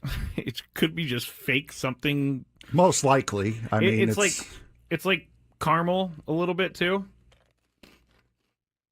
All right, I gotta stop eating these because I will eat the whole bag. I love these things. I'm gonna leave them here though because I will eat this if I go home. It's just gonna be a bunch of Beaver Nuggets in my bed as I sleepwalk or something like that. All right, it's time for the Beaver Nuggets. So the story is somehow Buc-ee's got brought up. I think Frank brought it up. Yes. And it's a rest stop / mall / Super entertainment. All right, 3:35 is the time. If you love Mediterranean food, try Spiro's. Authentic Mediterranean cuisine, Coronado, La Jolla. For dining or takeout options, visit spiroscuisine.com. Chris Ello, Tony Gwynn Jr., Matt Skraby. Those two guys are going to engage in a little Chris's Fantabulous Sports Game Show here. You can play along. I think I've come up with another, I'm going to just say a weird category today. But that's the way my mind works. Before we get to it, though, quick note, Skraby telling me we're hearing there's a fire in the Lakeside area. Yeah, let me get the full. San Diego Union Tribune is reporting this. Yes, San Diego. Okay, good. Let's let's at least give somebody credit for this story. San Diego Union Tribune saying that there's a fire. It's in Lakeside. If you are in that area, just be alert, be aware. You could be asked to evacuate, etc. The evacuations have been ordered for an area north of El Monte Road, east of Willow Road, and west of the reservoir. And I'm sure that if you live in the area, you know what we're talking about. But yeah, so just if you know people in that area, make sure they're getting that word. And if you're close, just be aware, be alert out there. You remember that fire last week? Lakeside. Up in La Costa? Yes, I do. I believe it was arson. Well, have you been investigating? You just said no. It was arson. I was driving by it over the weekend and I looked. I'm like, how would a fire? There's nothing up there for anything to start unless someone started a fire. And then I read that it was they suspected arson and all this stuff. So, come on, people. Yeah, we don't need help starting fires. No. I've never totally got that, but then again, my mind doesn't quite work that way. All right, let's, along with that, let's check a little traffic, and then we'll get our Fantabulous Sports Game Show going. From the 855 Get Ross Traffic Center, protecting San Diego after accidents or injury. This game day traffic report is brought to you by Crystal Geyser Alpine Spring Water. Got a couple problems on the 905. On the eastbound side, there is a stall blocking the right shoulder at the 805. We had an earlier brush fire on the westbound side right at the I-5, but that is along the shoulder, and it looks like it has been cleared. So some good news there. What makes Crystal Geyser Alpine Spring Water different? We always bottle our Alpine Spring Water less than 1.5 miles from the spring source. And all of our bottles are made with 50% recycled plastic from our own recycling plant. Crystal Geyser, bottled at the spring source. I'm Sue Alder with Gwen and Chris, San Diego's #1 sports station, 97.3 The Fan. Hey, all you beautiful people out there, it's time to play one of our favorite games of the week. All right. We like to call it. Ooh, I'm gonna go Chris's Fantabulous Sports Game Show. And it starts right now on 97.3 The Fan. All right, everybody, welcome into the game show that's sweeping the country. It is Chris's Fantabulous Sports Game Show. It features two contestants, one who usually wins, Tony Gwynn Jr., and one who often loses, Matt Skraby. Can't argue. No, you can't argue with the results, but Skraby does find the old proverbial blind acorn from time to time. Maybe today will be one of those days. You can certainly play along out there, see how many correct answers you can think of as the guys go back and forth naming correct answers. I will give you the category here momentarily. And then Skraby, who was lost the last competition a week or so ago, will have the choice of whether he wants to go first or not. So here we go. I think this is going to be so easy for you right off the bat. You're going to think this is silly. Okay. But we'll see if you can get them all, because I think you're going to need to get them all to win. Oh, wow. There are 18 correct answers, and they are worth a total of 22 points. That means a couple of the answers are worth more than 1 point. Obviously. Mm-hmm. What we're looking for today is sports teams in the major force, MLB, NFL. Hold on. Let me grab a pen real quick. He's getting a pen for this one. I'm writing it down. You might want to write it down. Writing it down.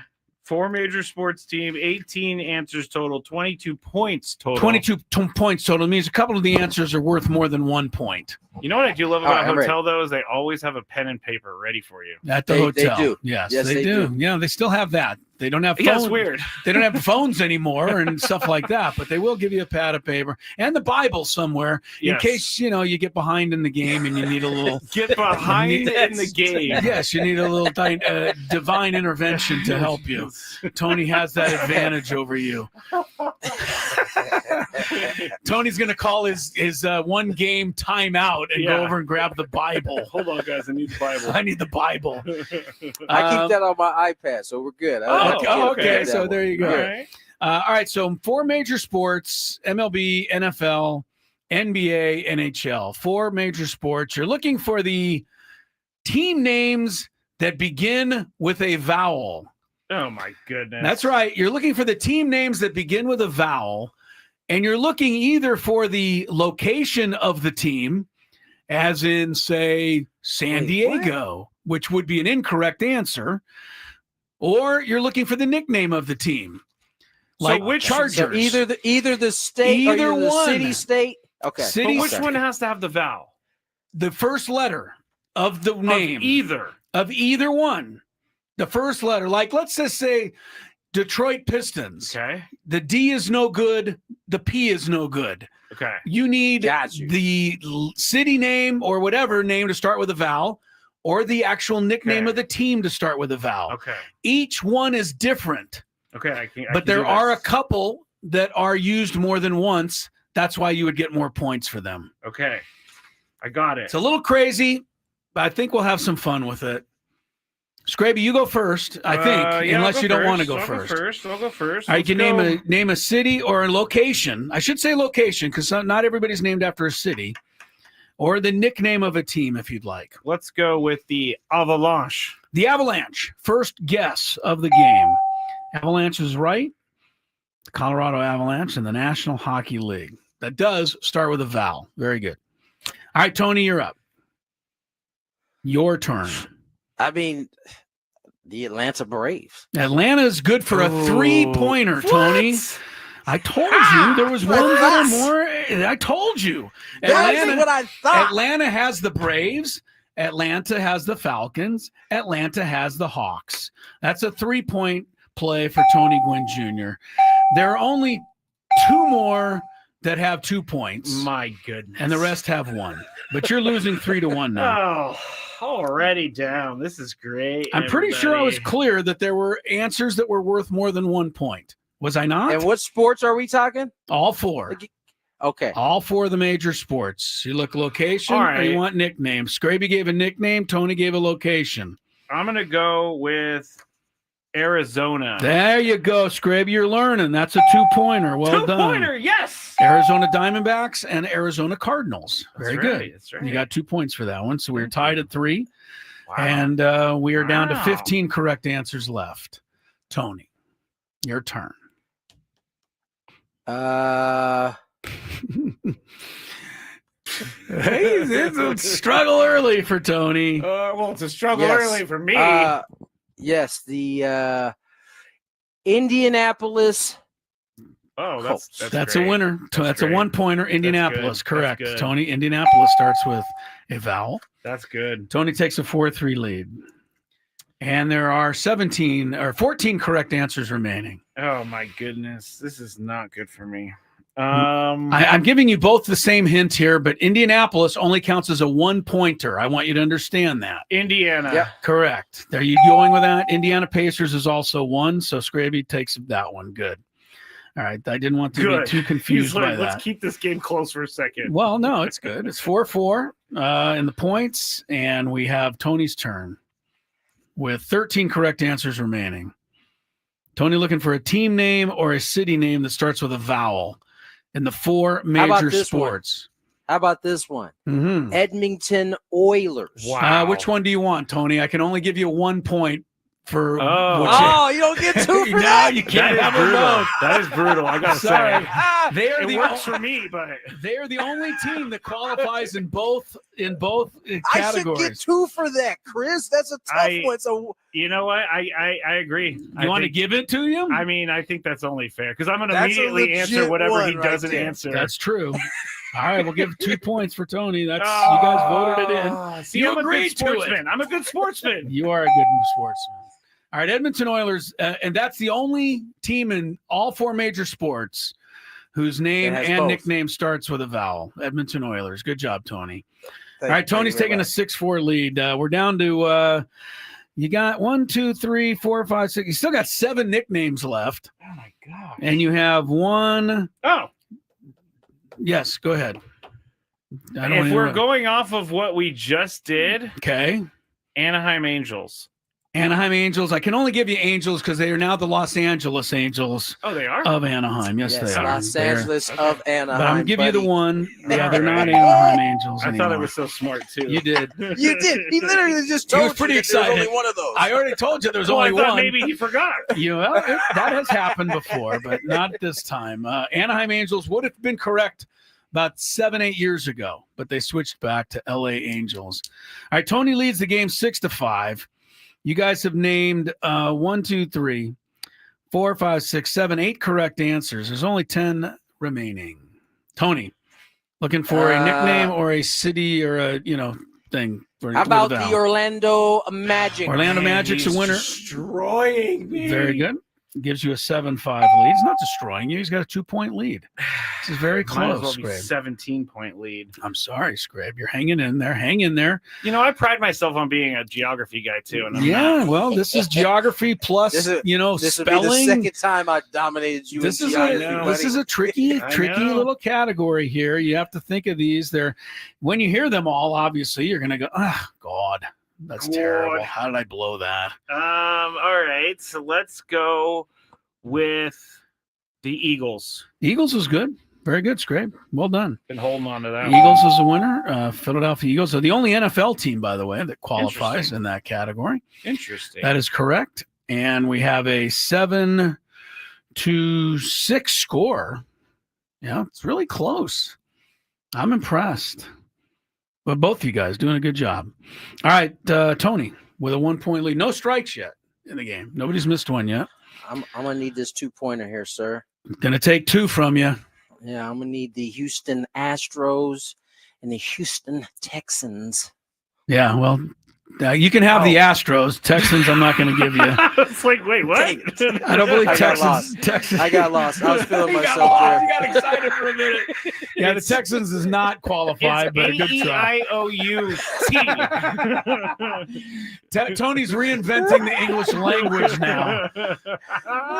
I'd love to see you on Pat Sajak's show, and they go, "Well, you want to buy a vowel?" Yes, Pat. I'd like to buy a T, please. Oh, I was lost right there. I thought I was just came You up. thought with you were hot the potatoes bomb. there. Yeah. Winner. Yeah. Okay. Yes, Houston Astros is still correct, though. We can't take that away from you. So Tony leads 8-6.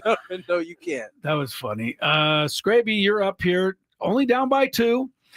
Man. Let me see how many correct answers are remaining. I'm a little, my note keeping is a little off here.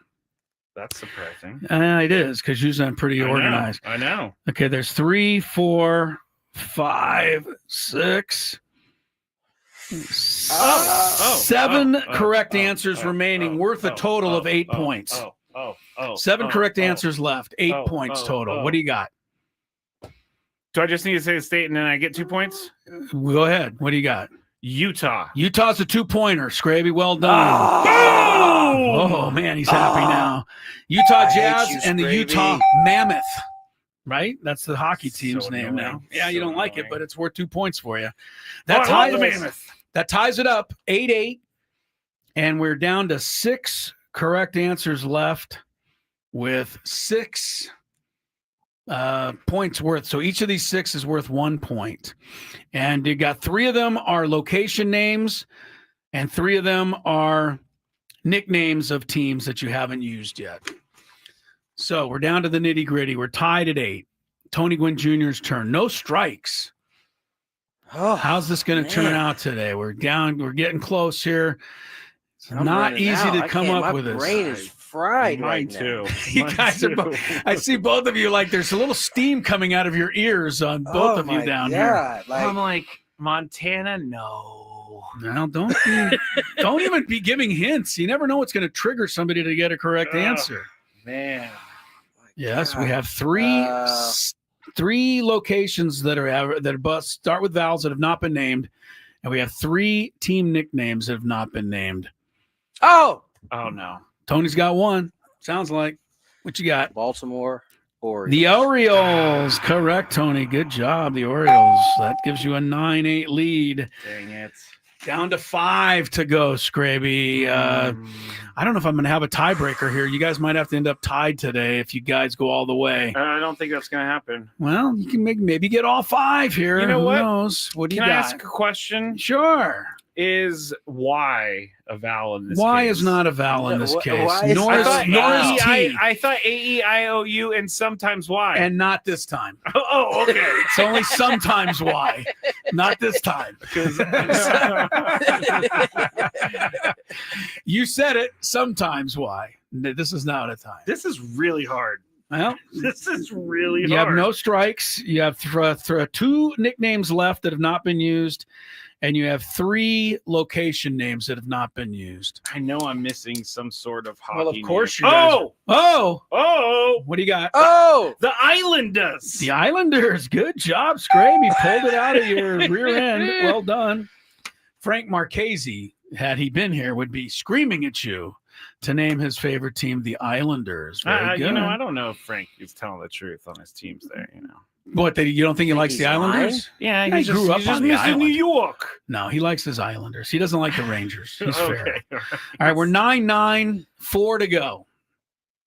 Tony Gwynn Jr., only 1 nickname is left that has not been used. The other 3 are location names that start with vowels. Guys are doing a pretty darn good job here. Question. Yes. Do I have to take the new version of this team? The new version of this team.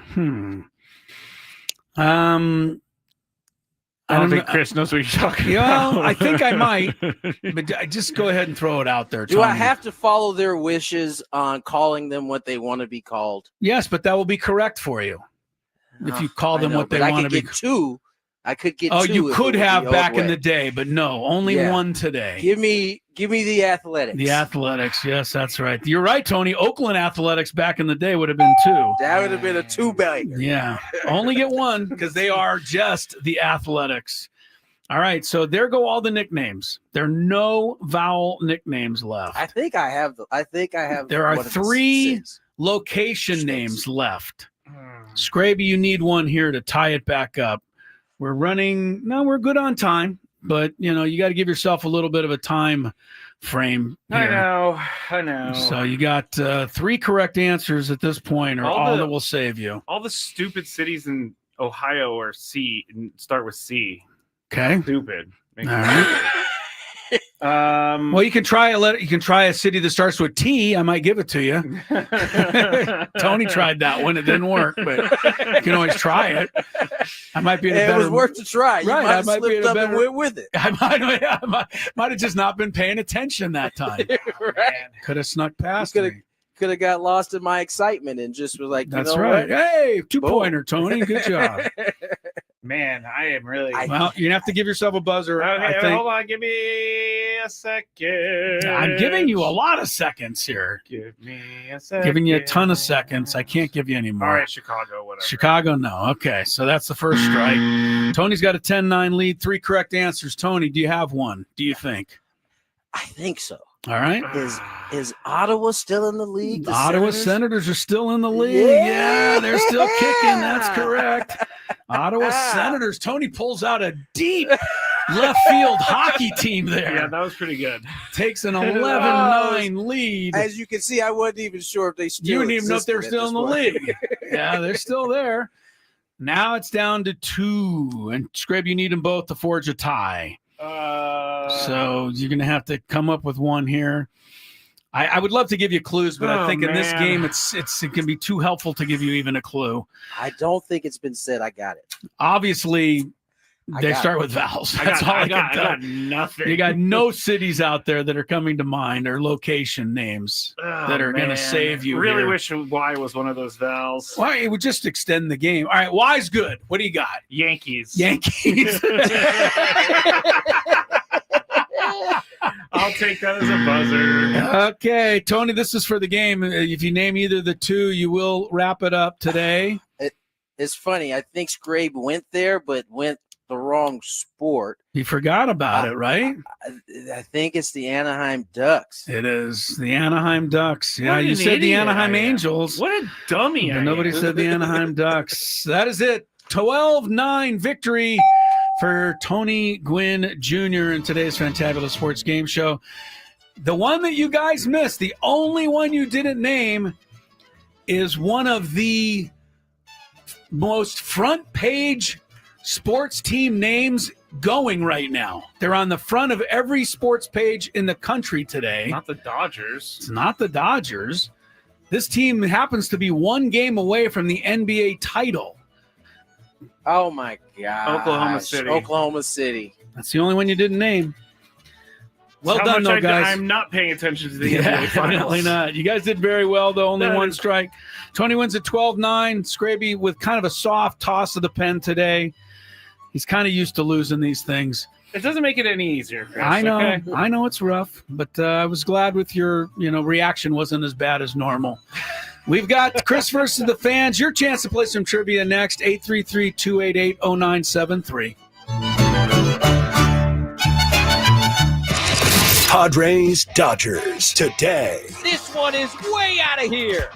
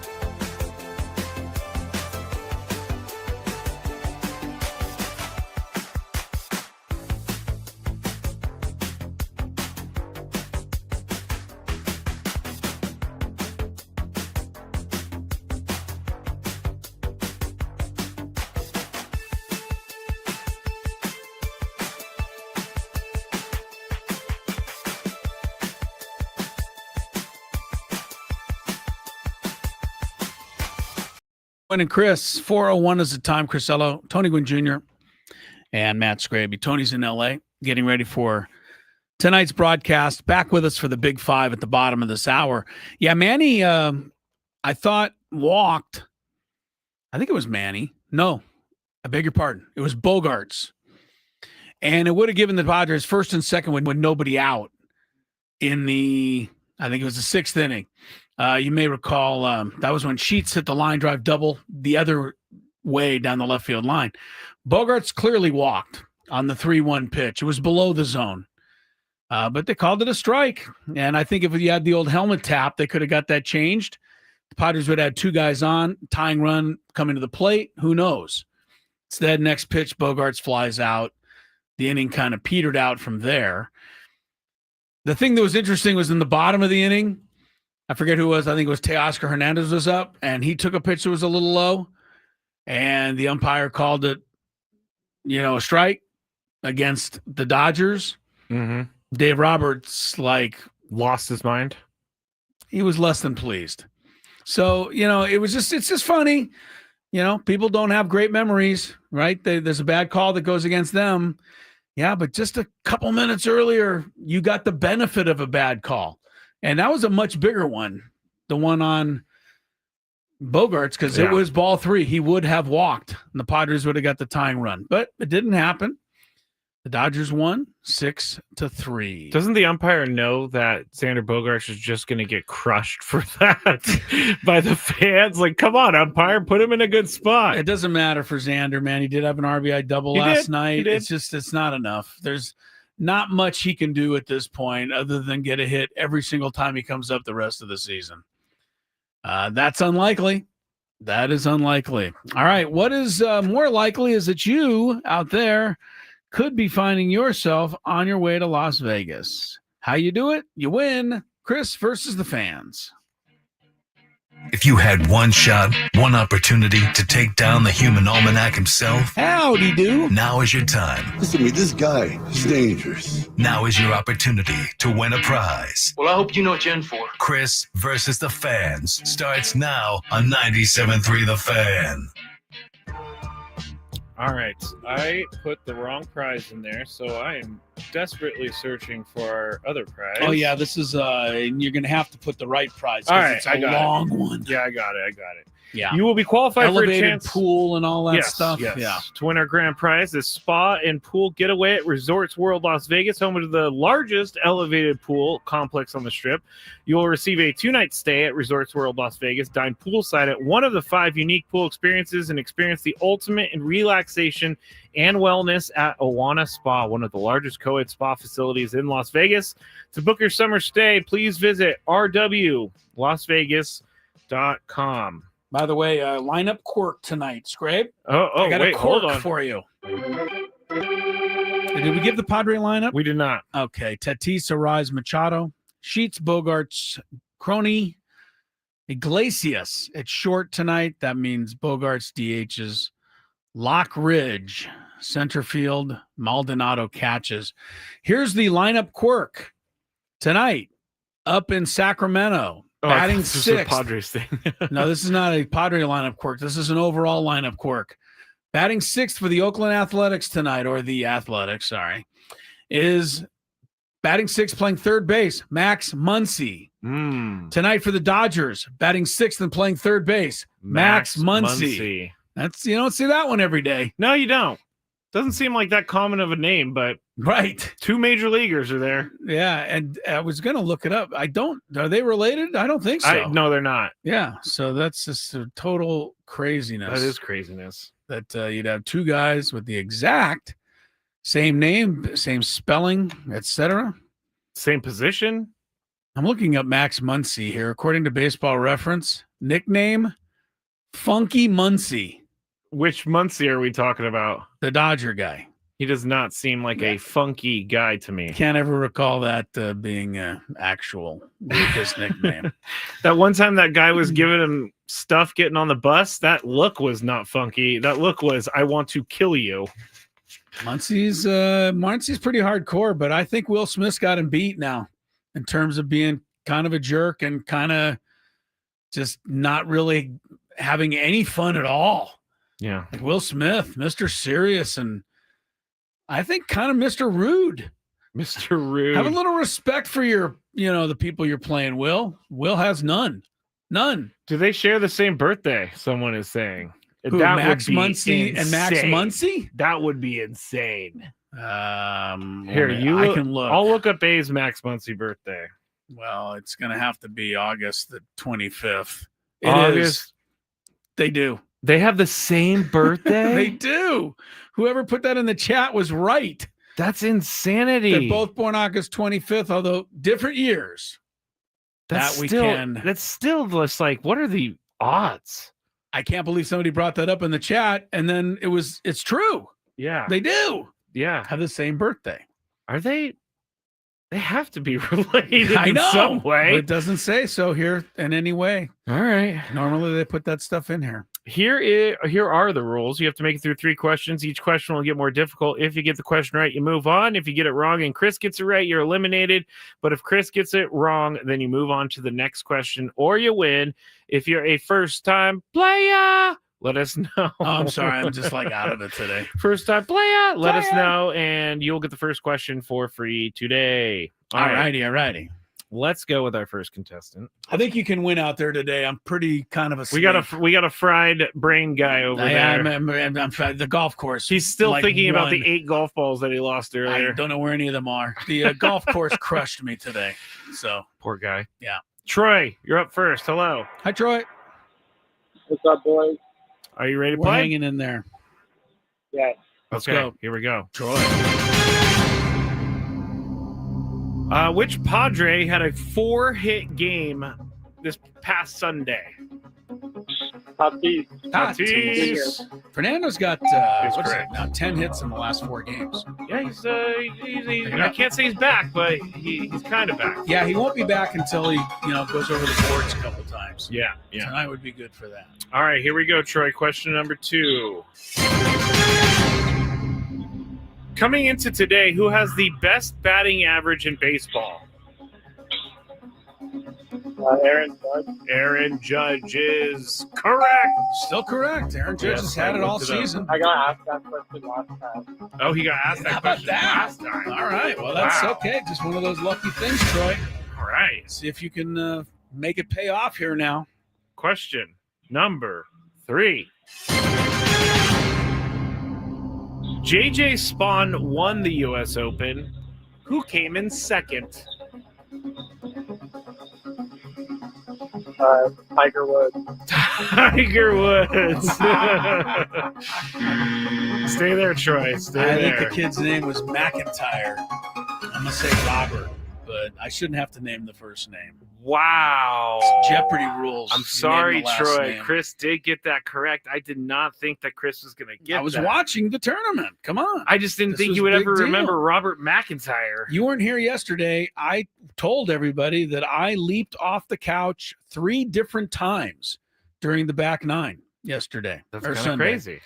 I couldn't help it, man. JJ Spawn just gave me that excitement. All right.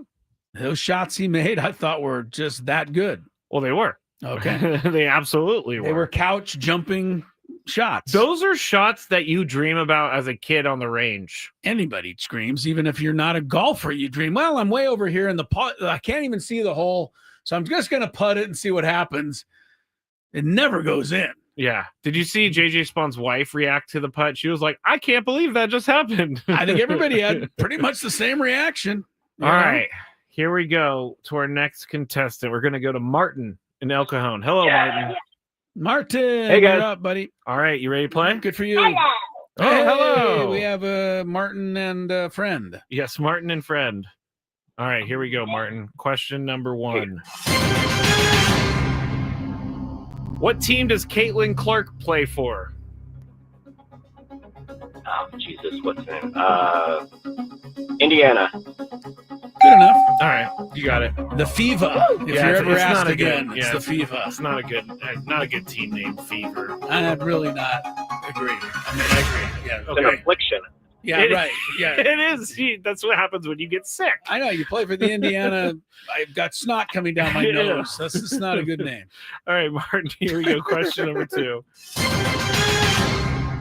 What actor played Roy McAvoy in the movie Tin Cup? Oh, boy. Kevin Costner. He's on that. Very good. One of my that might be my favorite movie of all Ever? time. Yeah, I love that movie. I've seen it over 100 times. On the 16th hole there, I hit the 270-yard approach, went with the 7-iron, and then on the 17th hole, I had the 90-yard approach. I went 7-iron. Remember that? He was the only club he had left working. I do. I also remember what's his name. All I remember his name is Nash Bridges. What? Oh, Don Johnson. Don Johnson. By the way, the Dakota actor. Johnson's dad. Did not know that. That's correct. Don Johnson just turns towards the road. They're having a driving competition, and he hits it down the road. It was pretty funny. Tin Cup was all right. The ending was a little bit like enough. Like, how many times did he try that approach shot and go in the water? But that's the best part. It is. I don't know. I thought after like 16 times, I was ready for the credits to roll. He wasn't. His life was going to change. He just didn't care. I get it. They drove that point home by the time that he hit the ball 16 times before they finally got past it. All right. I'm sorry about to all this Martin. discussion, Martin. Here we go. Question. He's trying to win the prize here. Number 3. What was the name of the pitcher who threw a no-hitter at the College World Series yesterday? Oh, wow. Billy Bob, Arkansas. Billy Bob, Arkansas. Arkansas.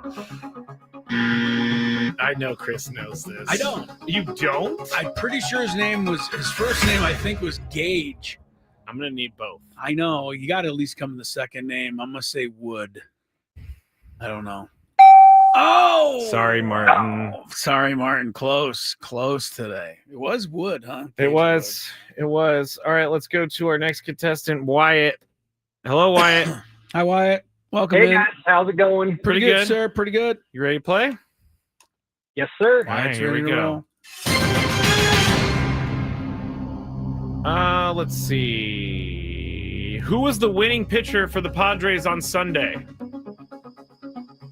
That's the last time they won. Sunday was Nick Pavetta. Nick Pavetta is correct. 7 wins now for Pavetta, I believe. 7, wow. I think they really ought to consider him for the All-Star team this year. He's pitched All-Star worthy. Yeah, I agree. Bob Scanlon played for 6 teams in his career. Our Bob Scanlon. Yeah, our Bob Scanlon. Name the 2 he played longest for. Oh, wow. This is the second question? Yeah, that's why I didn't ask you to name 6. I know, but the 2 he played the longest for. Just asking. I'm just gonna guess Padres Cubs. Padres Cubs. And the Cubs. Okay. Well, I don't think he played for the Padres, and I do think the Cubs is one of the answers. It seems like he was there the longest. So I'm going to say the Cubs. The second one could be is a coin flip. He went to like all these other teams for like the smallest amount of time, but I'm going to say the second one is the Brewers. Dang it. Wow. Sorry, Wyatt. I got it. All right. I got it. Who else did he play for? Like Royals, Expos? You know what? For a tiebreaker, we're doing Bob Scanlon. Okay. Bob is our tiebreaker today. He played for the Cubs, Brewers, Astros, Expos, Royals, and Tigers. Forgot that was a quick cup of coffee there. All of those were, except they were for all the really Brewers and the quick. Cubs. Right. The Brewers and Cubs, he had some time. They were all like 1-year deals, it looks like. Yeah, sound like he didn't really get to get the roots put away there. No, I don't think so. All right, look, we're gonna go. What does Scanlon have? 7-8 years in the bigs? Let's see. What you got? There. 9 years, big leagues. That's it's 9 more than me. Most of us can say. All right, let's go to Jason San Diego. Hello, Jason. How you guys doing? Pretty good. We're going to play a tiebreaker, so stay right there. I'm going to ask Chris for a number, and he's going to give it to me, and then you're going to guess whether the actual number is higher or lower than what Chris said. So, Chris, how many strikeouts did Bob Scanlon have in his career? How many again? 9. Nine the thing seasons. that's hard is, I don't know how many innings he pitched because he was, mostly a reliever. In fact, I think maybe he only started, a handful of games. He started like 35 games. Did he? Okay. Well, that's not a lot. He appeared 70 times in one season. Yeah, no, Scan was, solid guy. That's a tough one. 9 years, I'm going to say 700 strikeouts. Yeah, that might be too many, but I'm going to say 666. You chose 666. I did, just to make it interesting. Jason, is the actual answer higher or lower? I'm gonna go with higher. Ooh. No, Chris, you were not even close. What Sorry, do you have? Jason. 245. Oh my God, Scan! Come on, strike He was somebody a out. reliever. You're right. I know, but figured he got a few. All right, next one. Andrew in San Diego. Hello, Andrew. I'm usually much closer than that. We're gonna do the tiebreaker. You stay right there. I'm gonna go get another category for Chris. How many? All right, how many games did he appear in his career? Okay, 9 years. Yes. Right. Yeah. 9 years. Yep. Oh, you're asking me, right? Yes, I'm going to asking cut you. that first answer in half. 333. 333. Yes. Okay. I forget who we have. Andrew, is the actual answer higher or lower? Lower. Lower. Hey, Correct! we got the bell. Nice We've got job. a winner. Andrew, you're Stay on your right way. there. Good job. The actual answer 290. So Okay. you're close. I was closer there. Yeah. 290 games for Scanlon. What was the final analysis? Win-loss, ERA for his one career? Robert Scanlon. His win-loss was 20 and 34. Hey. 4.6 played for bad teams. 4.63 ERA. I know he had a season high of 14 saves one year for the Cubs, which He was did. pretty good. He did have 14 He saves. had a 14 save year. That's not bad. Yeah, it was his second year in the league, 92. Okay. Yeah. But he 4.6 ERA, strikeout to walk, 1.17. How was the WAR? The WAR 0.8. 0.8. He was over a 0 though. He was over a 0. So yeah. he was better than some guy off the street. Yeah, so he had Basically. yeah, exactly. Right? That's what the WAR is. Yeah. If you were to pick If up you're a random zero, player, right? If you're 0, that means you could just have anybody. yeah, But you couldn't. You needed Bob Scanlon because he was worth he almost a 0.8 wins for you. you. He almost wins you a full game. All right. I like that. I'm going to give him a hard time next Brandon time I see has him a about great task for me. Next time I see Bob, I need to ask him if he knows how many career strikeouts he has. that. 2 was it? 90? 245. Yeah, 245. Scan man. He's all right. We got a break. We're a little late, but you'll get some traffic and you'll get all caught up on everything. And then we have more Gwynn E. Cristobal. From the 855 Get Ross Traffic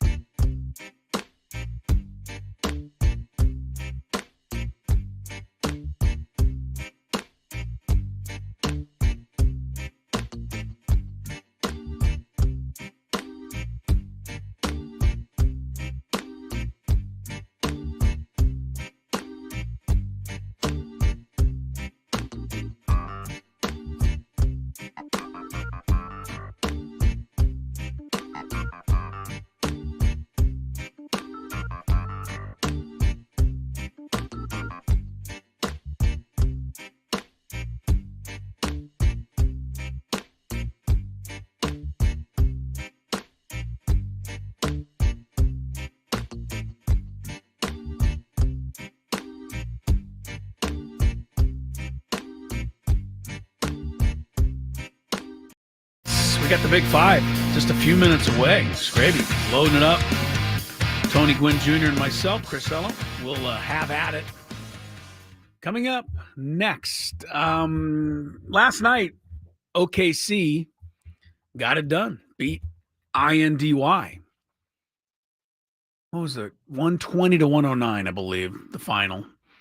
I want to talk about it more in depth with Tony when he has a chance a little later in the show. So we will discuss that game, but OKC's a game away now from the title, and Indiana is going home for Game 6. And the big question for Indiana is, will Halliburton be ready? He had a strained, it was a hamstring, whatever. He's going through MRI. He really was barely useful to them at all last night. And in fact, they were much better when he was out of the game. So, that's one of those things. Yeah. I mean, you really want him out there because he's the guy, right? He's made all of the great shots and he's, been the hero. But if he can't play, he can't play. So we'll see how that turns out. The game isn't until Thursday, so that helps, gives them an extra day. But here's why I wanted to bring up the Pacers, then we got to get to break. Today, the Pacers, I've never heard of this before. The Pacers today traded their draft pick to the New Orleans Pelicans and they got a pick back in return. I didn't know you were allowed to make trades right now. I mean, is it possible? See, the Pelicans also received the rights to a player, Mojave King, who is a G League player. I guess I'm bringing this up because, what if there was a player on the Pelicans like CJ McCollum? Could the Pacers have traded for him today and he joins the club? I would think not. You would think not, but who knows? I mean, don't you have to set the roster before the finals? I don't know. Have you ever heard of a team in the finals making a trade for next season? No, right then? Definitely not. No, seems very strange. It does seem very strange. That's what happened. Wasn't there another trade earlier or late last week? A big trade? There was. Memphis traded Desmond Bane, who is a better player than I think he is. The reason I think that, they traded him to Orlando, and Orlando sent back 4 first-round picks. 4. I thought, wait a minute, did they trade Desmond Bane or Shaquille O'Neal? I mean, I know Desmond Bane, okay, but 4 first-round picks? That seems like a lot. Seemed like a lot to me, too. Yeah, I mean, if this was the NFL, it would have been 1 5th-rounder. That's all you get, and you'll be happy with that. Yeah, you're lucky to get a 5th-rounder. One other quick NFL note I saw today, Tyreek Hill and his race with the sprinter, Noah Lyles, is out. Yeah, Yeah. I could have told you that. We all could have told you. Tyreek. Yeah. Tyreek, lots of talk, not a whole bunch of action when it comes to this kind of stuff. I believe he ran something over the weekend and he was 10.15. Tyreek's fast. Yeah. He's not Noah Lyles fast. He's not Olympic sprinter fast. If he was an Olympic sprinter, he would be in the Olympics. By the way, watching Tyreek last year, he wasn't even Matt Skraby fast last year. Okay, that's I know I am really fast. You are quick. I can't say that. I think you would have got more open than he did last. My 40 year. in high school, my 40 time was 5:03, my best one. Tyreek was never open last year unless stupid McDaniel threw that little behind the line of scrimmage screen so that Tyreek can pick his way for 1.5 yards. I think they need to run more. I hate that play. Fades to the back of the end zone. I hate those things. You said a little while ago, football's coming up, and I just groaned. I'm like, oh no, I got to watch this again. It's going to be here before we know it. I know. All right, Big Five coming up. At round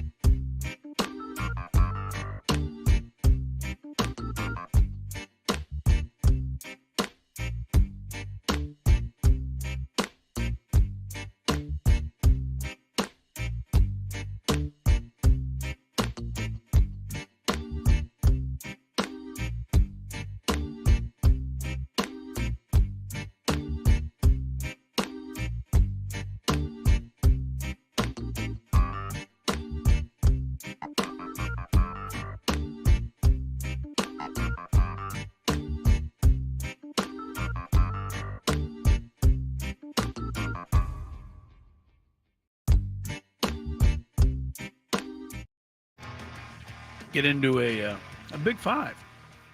And we'll do that, I say, right about now, Scrape. What do you think?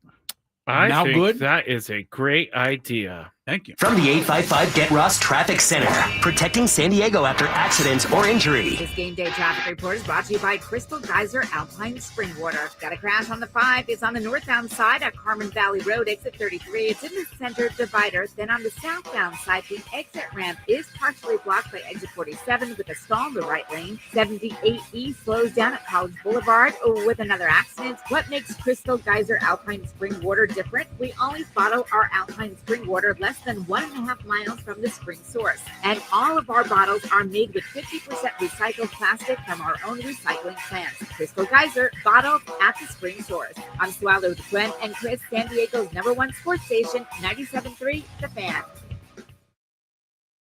It's that time of the show when we check on the latest in sports. Only the most important topics and questions are brought to light. Stop what you're doing and listen. These news stories will astound and amaze you. The one, the only. Oh my God, who the hell cares? The Big Five starts now on 97.3 The Fan. Real quick question for you guys before we get into the Big Five. Are you doodlers on paper when you're like on the phone or something, or you're waiting for something? Are you guys like, do you doodle? Chris, do you doodle? I do. That's why I have you give me the rundown on a piece of paper, so I have you something can to doodle all on. over it. Yeah. I was just going through my notebook, and there are doodles everywhere, and I don't know why. It's an ADHD thing, I believe. Tony, I don't think has it. Tony's at peace with himself, unlike you or I. He can't have ADHD. He's a focused Major League Baseball. No, that's not true. He's all It's right. not true. He said it's not true. He's good. I used to, when I was in high school, especially, I did not even take notes. All I did was draw Major League Baseball logos all over my pieces of paper. Pretty much. That's all I did. I mean, was the teacher cool with that? I don't think they ever saw it. Oh, They good. didn't really Good. come down and check it out. All right. That's fun, though. I don't think That's teachers too cared funny. any back then. I think they just taught you. And if you didn't feel like listening, or learning, that was on you. I don't disagree. Exactly. Yeah, I think there's some truth to that. Yeah. don't Now, disagree. now though, the teacher gets fired if everybody doesn't have high enough grades, right? I mean, there's this whole performance thing, Ugh. so it's different. Yeah. This day and age is just too tough. Yeah, there's Just too problems with tough. this day and age. Number 5. And there's problems for some in the National League West. I was reading AJ Castavel's article about the Padres finding out the Giants had acquired Rafael Devers from the Red Sox, and Xander Bogaerts went immediately and texted the source himself, and I guess he got right back to him saying, yeah, I'm traded. Manny Machado, Luis Arraez, they all commented on the trade saying it makes the division better, and it's going to be a fight till the end. Mike Schilt said they monitor what's going on with the division, but keep their thoughts internally on how to address something like this or a big trade like this.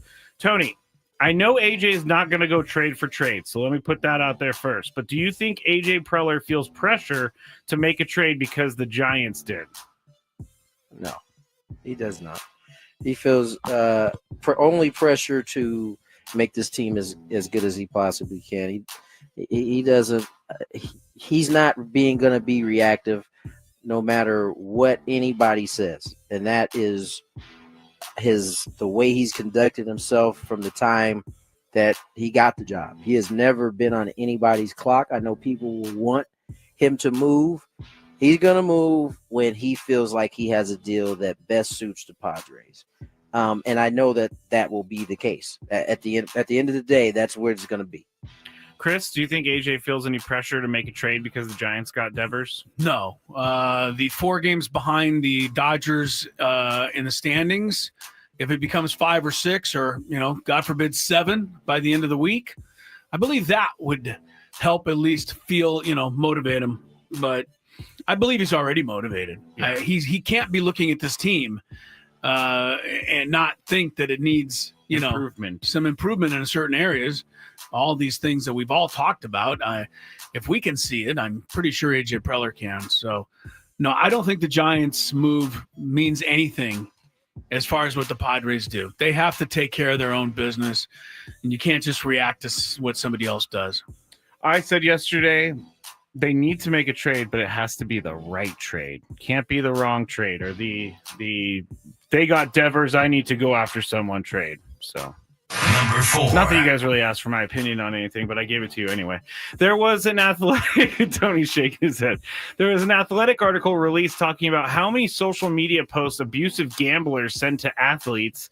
From January to December 2024, an AI system analyzed 1.6 million posts, verifying 8,000 as abusive from 4,200 accounts.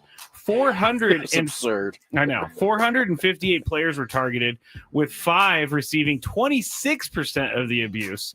97 accounts caused 23% of the abuse, which I think is really important. 97 only. Yeah.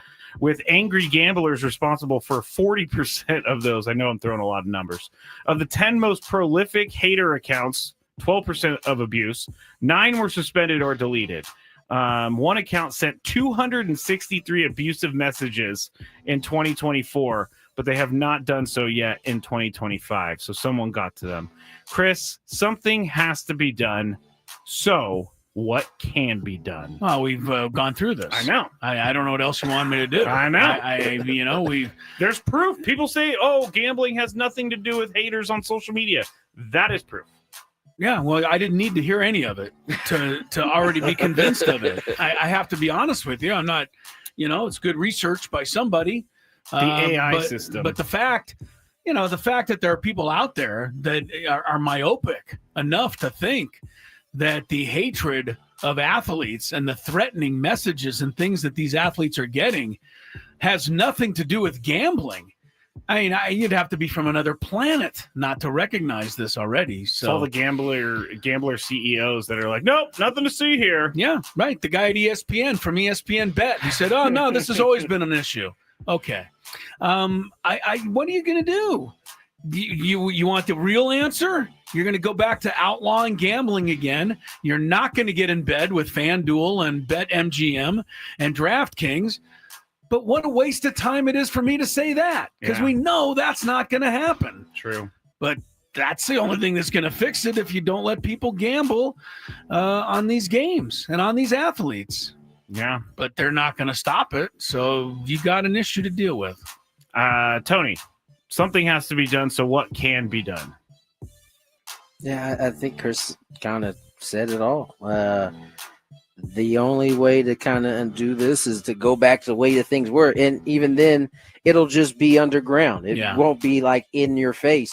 And, quite frankly, I think a lot of people who are haters or sending stuff, they wouldn't be doing it if it wasn't some money at stake. You know what I'm saying? I mean, they would have just normal kind of banter that fans who are mad at an athlete have.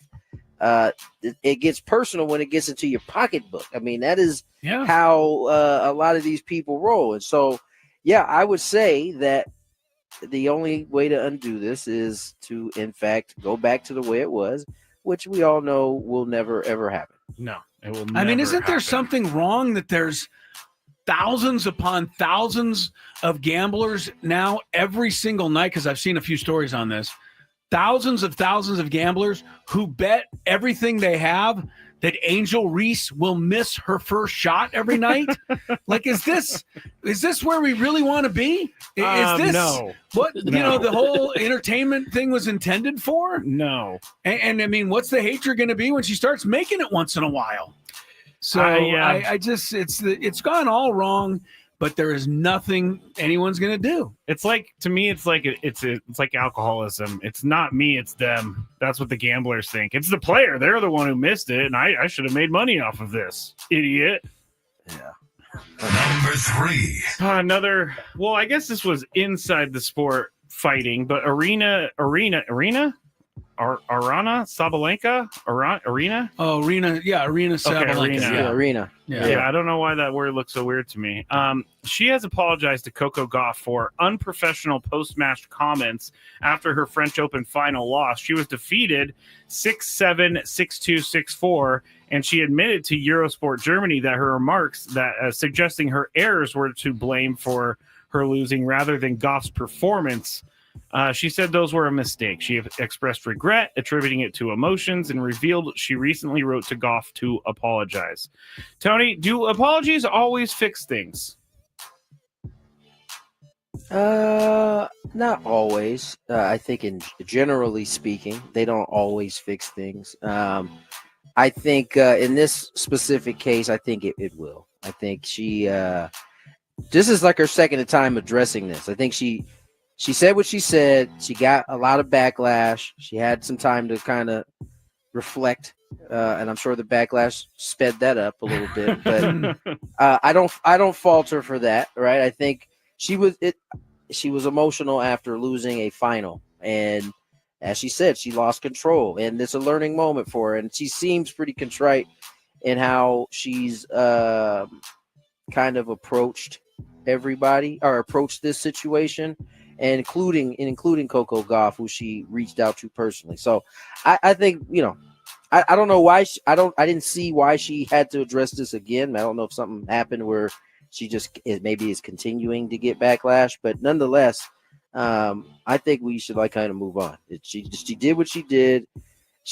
I would say she suffered the consequences of it, and she seems to be genuinely apologetic about it. So it's a mistake from a young person. Let them live. It's time to move on. I actually didn't know this was something that she had already addressed. This was on ESPN today, so I thought maybe it was a new story. Well, this is a new part of the story. She had to address it to the general public out there. So she addressed it with Coco Gauff, and maybe, this time she just addressed it with Coco Gauff to make sure that Coco Gauff understood that she didn't. I mean, when I heard the first comments, I was like, "You've got to be kidding me! Like, really? That's going to be your comeback?" I mean.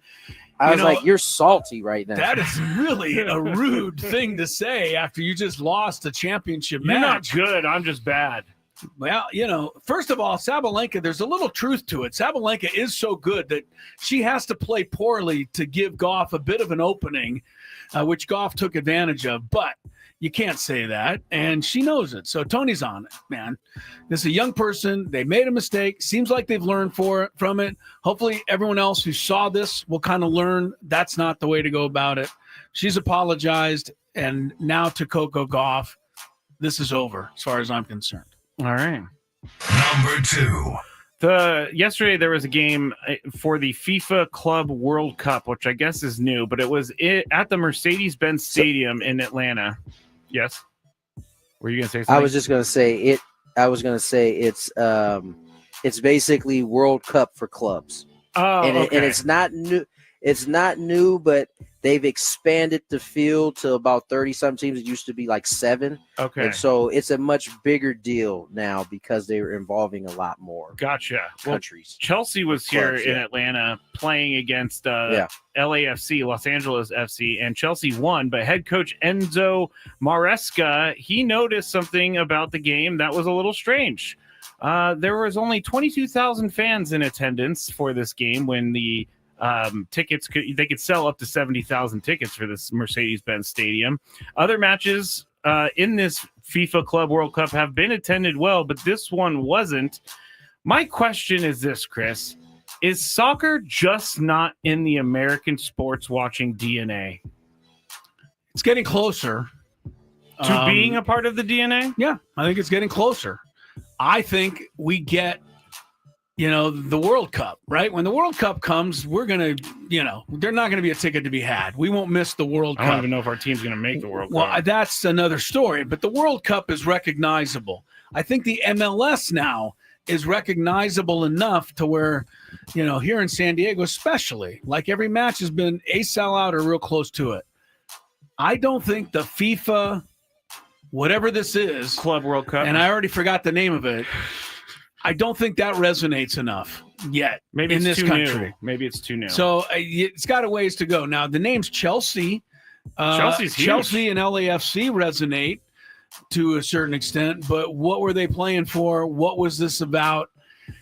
We need to be educated, and soccer has to educate us on how all these tournaments work and where the teams come from and how you qualify for it. What is the significance of the tournament? We need to know before we'll plop down our money.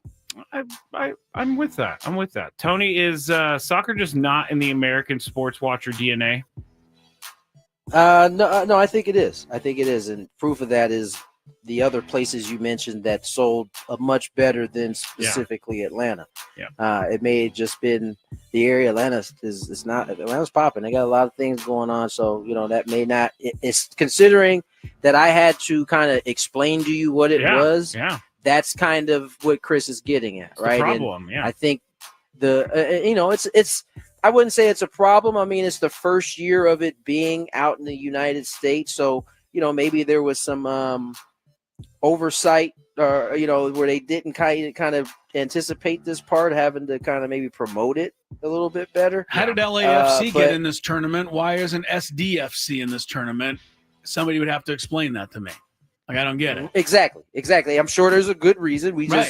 Nobody knows anything about it. And so we don't know. I think as they will get better at how they address the Americans if they continue to have it here. You know what I'm saying? I think they might have just kind of overlooked that part. Because I think a lot of American soccer fans would like to see their teams, as what happened in this case, challenge the teams in the Premier League and challenge some of the teams from these other leagues and try to, get up to their level and maybe even knock them off once in a while. I think we'd like to see that. I know who knows why LAFC is in it and not SDFC. And as soon as I get to the Dave field Marcus? today, I will be asking Dave Marcus because he'll be able to tell me. Yeah. I guess the three American teams are Inter Miami, LAFC, and the Seattle Sounders. Okay, well, that's good. But how did they get selected? How did they get in? Yeah, I'm looking, Yeah. and we just don't have enough time. No, that's why I said just let me get to Dave Marcus. I'll have an answer for you tomorrow. Somebody in the chat can help us, or we've always got Dave. I'd rather go to Dave 100% of the time. Than the chat. Okay, just kidding, chat. Number one. I know I'm not the only one feeling this way, but Major League Baseball is clearly promoting Shohei Ohtani above everything else right now in the sport. They even put up a video of Tony's head's back. Hang on a second. Did you see Ben's tweet went viral because MLB put up a video of swings and misses that Ohtani induced last night. And so Ben was like, there was other. Yes, and he said too. He must have struck out a lot of people. Yeah. I know. So, and I just got a push notification on my phone saying Ohtani was nasty in all caps. Okay. And so we know. Tony, do you think Major League Baseball has gone too far in their Ohtani coverage? No, stop asking this question, man. We talk about this too much. He is the biggest star in baseball. I get it. Like, you're watching your team play. No one wants to have to see him, but he is who he is. It makes it all the better when he punches out or when he gives up a run and gets in the first inning of his one start. Like, that makes it fun to cheer against him. Let's stop complaining about it, because we'll be soon at what we were not too long ago. We were talking about baseball doesn't market the game enough. Well, they found their their perfect person to do it. Let them do it. We want to grow the game as much. I know he's annoying. I'm sure people felt the same way about. I'm saying I'm sure seeing him as much as you see him is annoying. It's like Michael Jordan. I hate to say it, like when the NBA had him, they used him for everything. Okay. Everything. Okay. And so, just get we got the 3 games, so it's like we got these 4 games, so it's like in our face. But we got to stop asking, are we tired of seeing him? Because guess what? No matter if we're tired of seeing him or not, he's going to keep showing up. So you get over it. You enjoyed the Jeff Passan at bat live tweeting that he did for the first No, because I actually was not listening or paying attention to Jeff Passan. But who should he get that live tweet for? Jay Cronenworth? No one. Who should he do it for? No one. Nah, that's silly. Aaron Judge, maybe. Look, when I rooted, I love the Bulls and still do. But Jordan's coverage used to drive me crazy. I got tired of it because I felt there was other players on the actual Bulls that deserved a little credit and never got any. Poor everything BJ was Armstrong. Well, whoever you want. Yeah, all right. Steve Kerr, John Paxson, Horace Grant, your pal. Yeah. They had a lot of really good players. You'd never know it, though, because people thought Jordan was a one-man team the way it was covered. I imagine there's probably a few Dodger fans that wouldn't mind seeing Max Muncy get a little more credit. But it's all about Ohtani.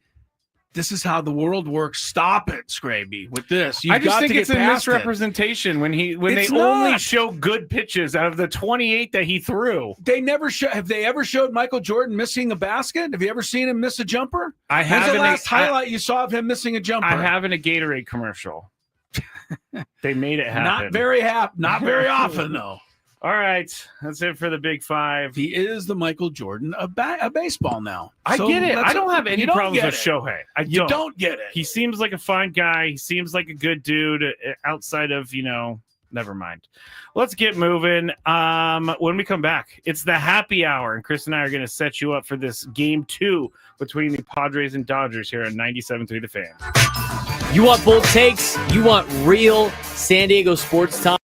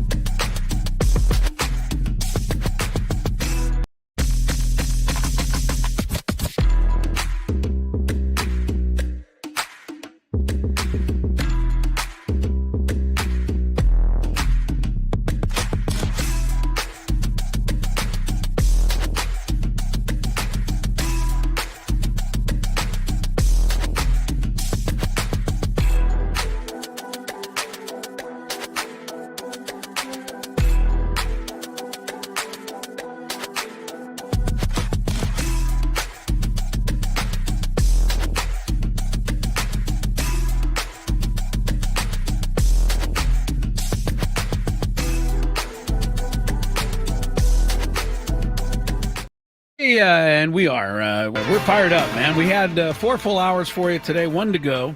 And now it is our happy hour. It's brought to you by our friends, GL Pools.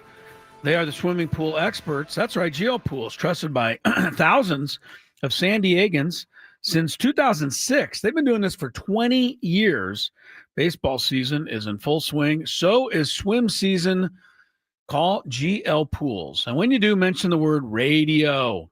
That'll get you a free month of pool service. All right. It's a pretty good way to start off the summer, I would say. First, fix your camera, please. If you want to watch us on YouTube, you can. Just search 97.3 The Fan. We're up there. Also on Twitter, at Matt Skraby. Facebook, 97.3 The Fan. As I was leaving my house today, I heard those the delightful sounds of people swimming and jumping into the pool and screaming and having fun. And I was like... And I'm going to work. Do you ever get that feeling, Chris, where everybody else is having fun and you're headed to work? No, I don't ever have that feeling. And I don't mean to sound in any way, shape, or form. I really like coming in doing the show. Oh, I don't mind doing the show. I don't mean it in a, I mean, honestly, I don't think of this as work. It's, we're lucky. You're right. It's not work. I'm not trying to be holier than thou here. I get what you're saying, but I don't find it to be too much work. We're lucky we hang out. We talk about sports for a while.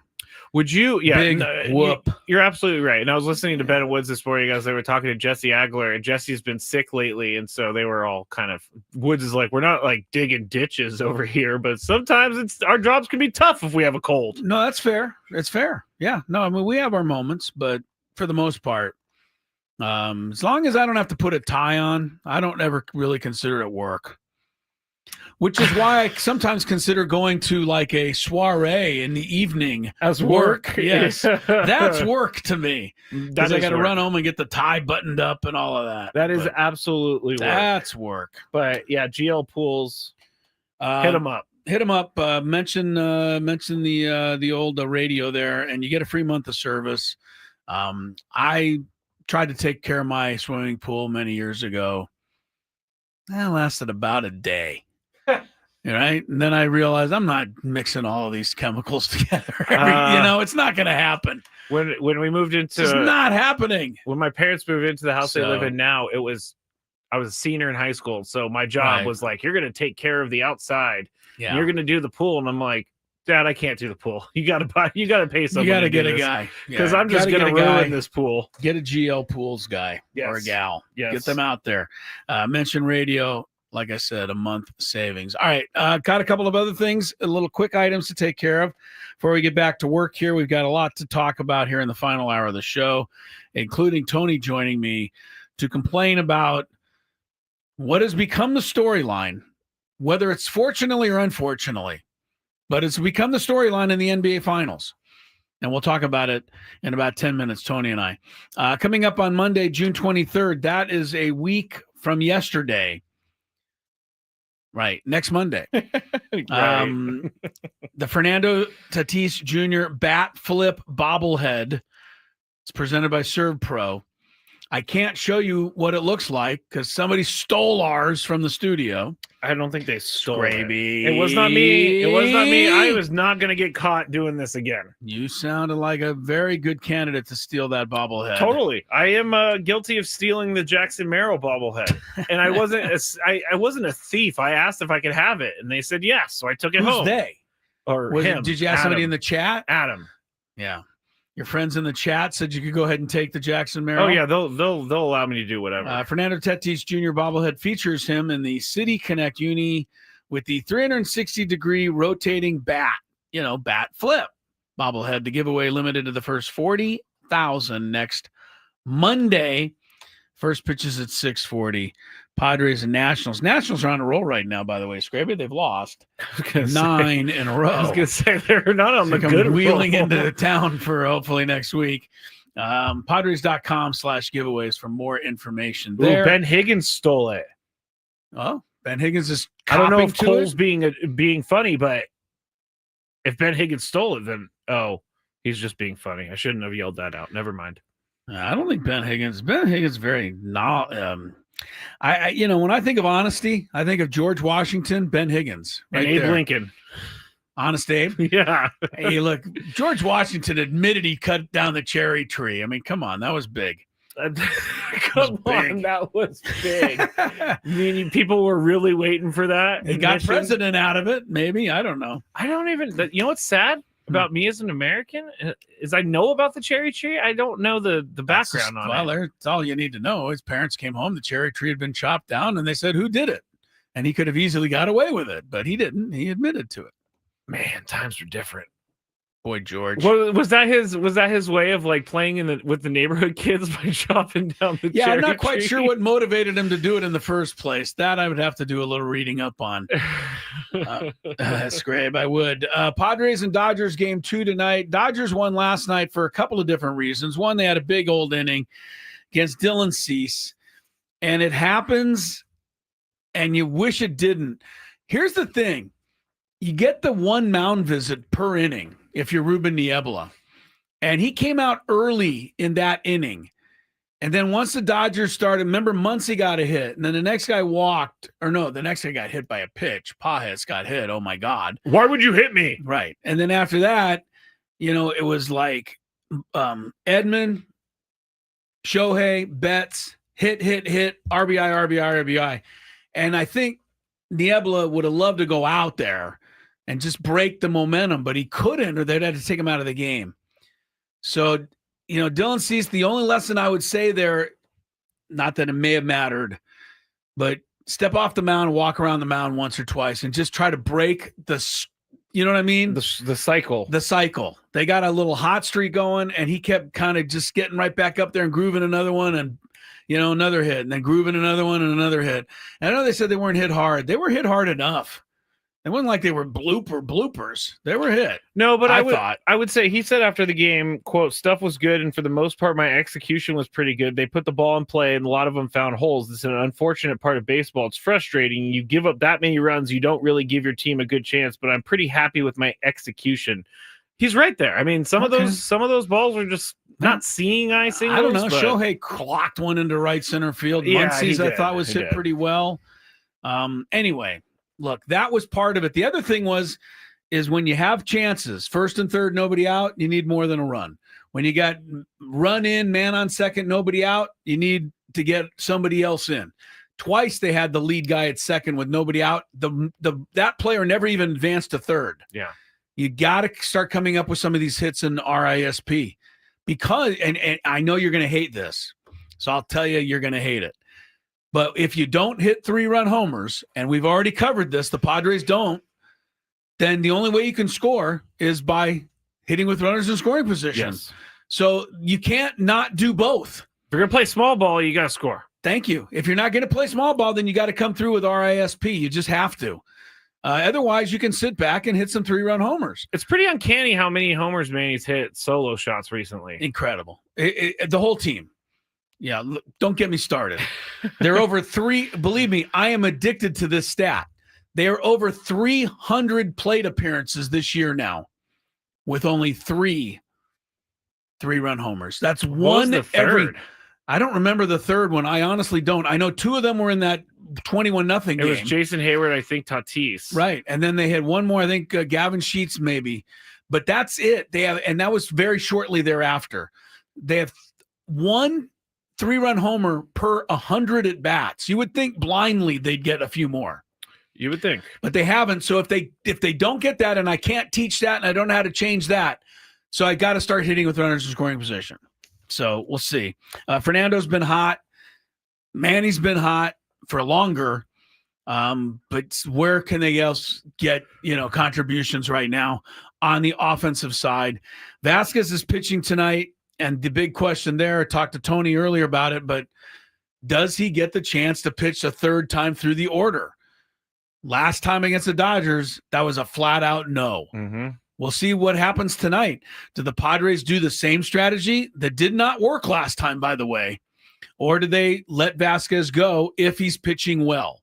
That'll be something to look at tonight. I talked about this yesterday when I was filling in for Braden, but with 3 guys in the rotation, you got Berger, you got Kolek, and you got Randy Vasquez. Yeah, they're averaging over the last 9 starts amongst all those guys. They're averaging 4 2/3. I know. And then Mike Schultz says, well, our bullpen's been overused. Kevin Acee had a great article about it this weekend in the UT. And he said that there are people in the organization who don't want to say it. This is him speaking. Oh, yes. He said there's people in the organization, they don't want to speak up, but there's people in the organization who privately think the Padres are going to kill the bullpen if they haven't already because they don't trust the starters enough. You can't. There's 3 of your 5 starters not going 5 innings. That there's no bullpen that can keep up with that. And the bullpen, first 22 leads it had this year, held on to all 22 of them.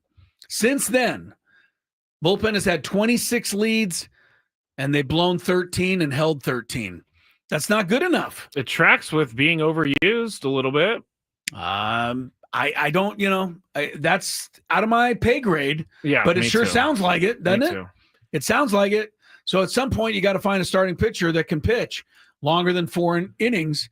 And if that's Shohei, if that is, he's not going to pitch. I know, more than if 4 not for innings. us. No, but if that's Darvish and that's King, then somebody better find a way to get these guys back in here because I don't know when they're coming. King's not coming back before the All-Star break. I don't think Darvish is either. I don't expect it, They though. said, I read in Kevin Acee's article that they expect him back by the end of the month.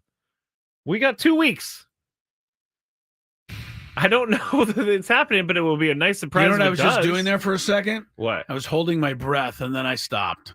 Okay. More Gwynn and Chris Wait, coming hold up. on real What? quick. Hector Yeah. says Xander had the third 3-run did he? homer Thank against you, the Hector. Angels. Okay, I didn't remember that. I don't one, remember but it yeah, either. that was they. I know they have 3. I just didn't remember the other third. Thank you, Hector, for that. Padres Washington 833-288-0973. I got tickets to next week's game. Which night, Skrabe? The 23rd. So No, it's the Tatis bobblehead night. Monday. Yes. Okay, so you can go to the game. Call in right now, 833-288-0973. What pitchers won the most games in Washington Nationals franchise history? What pitcher has won the most games in Washington Nationals Let me franchise clarify history? for everyone. Does Expos count? Yes, it does. Okay. That is part of the Washington Nationals. Just clarifying for everyone. You did, and that is part of the Washington Nationals franchise history. Okay. More Gwynn and Chris as you dial in to try and win. From the 8th.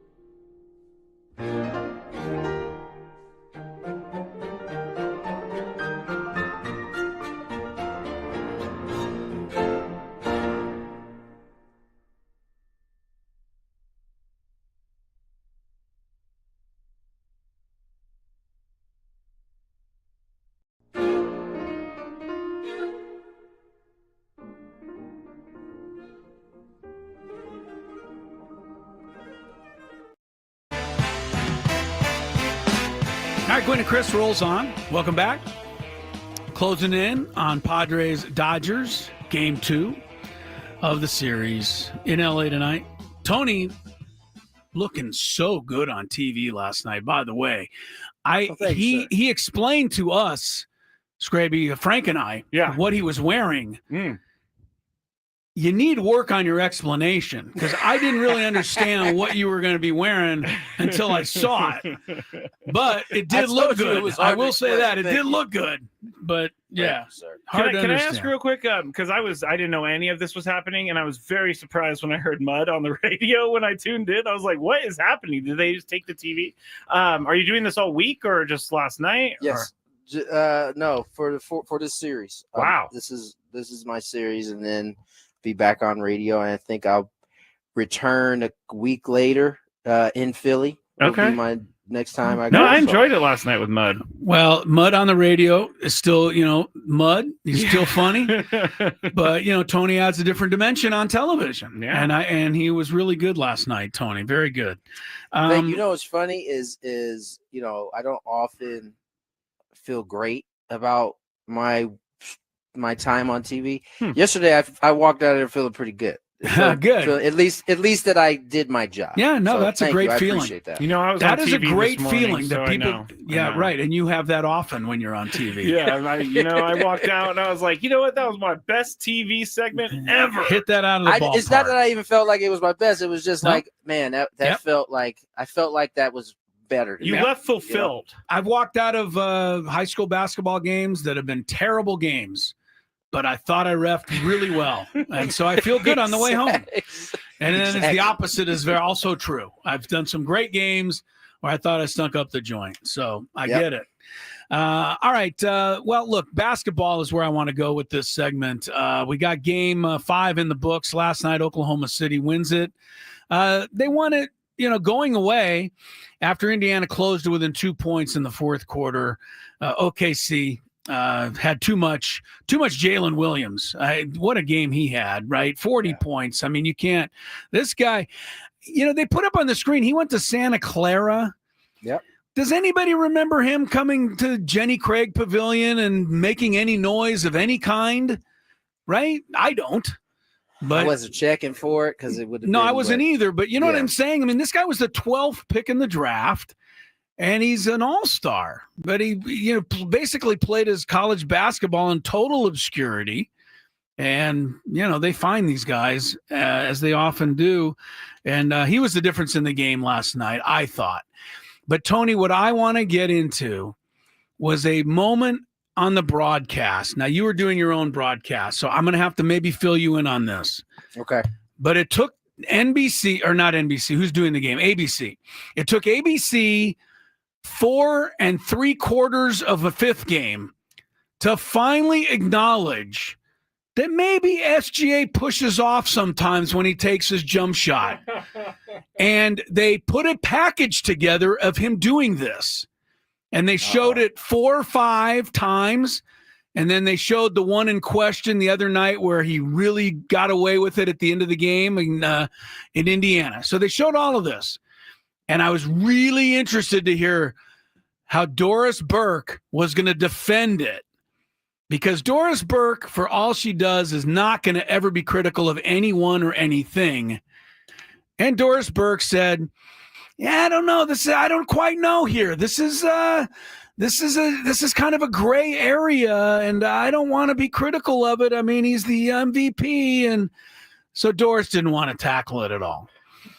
Richard Jefferson said, and I quote, Tony, "It's a foul, but I don't think they should call it." And my response to that was what Skraby just said. What?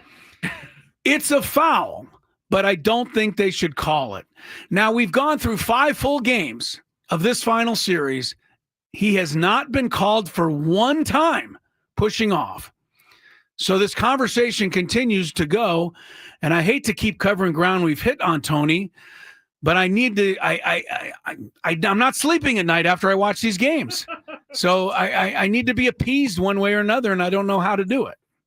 I don't know what to tell you, man, because I think I almost said the same thing the other day when I acknowledged that it looked like a push off, but It is what it is. You know what I'm saying? I think that's because it's not blatant all the time. The one against Oklahoma, the one that he had the game before this to end it, where he lost it, that one to me was blatant, should have been called, and I thought that they just missed it. He has, but I will go back to my original point before we talked about it that day, which was he has mastered the art of towing that line consistently. And listen, there were games in that Denver series where he was called for it. It just feels like he hasn't been called for any of the greatness ones in a little bit of time. And I think that's a little bit of the luxury you get when you are the MVP of the league. And I think that has never been any different for anybody that is of that ilk in the league, whether it was KD, whether it was AI, whether it was Michael, Kobe. They all got those calls to go their way most of the time. I just think we are in an era of higher scrutiny. We run those replays. It's kind of crazy work that ABC decided to do a dry snitching element of him pushing off mid-game. Yeah, they did this, and then just to say that it was stupid. Well, then why did you even waste our time? Because if you so many people are complaining about that's it. Right, Skraby. You're right about that. These same broadcasters, when they're not broadcasting, are open to the same type of things that we're seeing in our feeds, in our social media. So they also know that it's being talked about. It doesn't mean that they necessarily have to agree with them. Matter of fact, it seems as though they may have been doing it to try to discredit the idea that all of these are push off. So as I said, SGA is really good at towing that line, whether it's the guy fouling him or him fouling the guy. It's a gray area, and it's proven, at least to this point, the refs. What is going on with your camera there, Skrabe? He's just threw the laptop away. He's upset about something. I don't know. I think he pushed off on the laptop, waiting for a foul call. I didn't see. Now that being said, Chris, I didn't see any of the game last night. So no, it was similar stuff. I don't know if there was like an egregious one like the other night, but no, there hasn't been egregious. But you can count on it happening pretty much every time. And I unfortunately, jumped on this at the beginning of the series, and now that I'm into Game 5 with Game 6 coming up, I'm getting a little frustrated by it because I just wanted acknowledged by somebody in a striped shirt somewhere that the guy pushes off. At least give me one call. I'm gonna wear a striped shirt tomorrow and say he pushes off.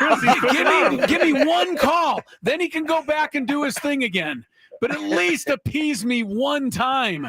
I hope you get it in your next game, so you can cheer. We may get it because it's in Indiana. They may give the Pacers one time. And by the way, why the Pacers aren't screaming bloody murder about this, I don't know.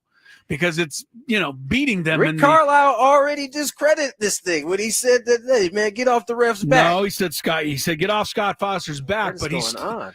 I don't know. Skraby's lost his mind while we're doing this segment. I just think the Pacers ought to be screaming for it a little more because Denver screamed a lot for it, and they got a few of them at least. Pacers need a few in the next two games. All right, enough off the soapbox. I'm doing what I can. More Gwynn and Chris ahead as we continue toward Dodgers Padres tonight on 97.3 The Fan. Coming up on Wednesday's show, we'll be halfway through the Padres-Dodgers series. I'm sure we'll have some interesting...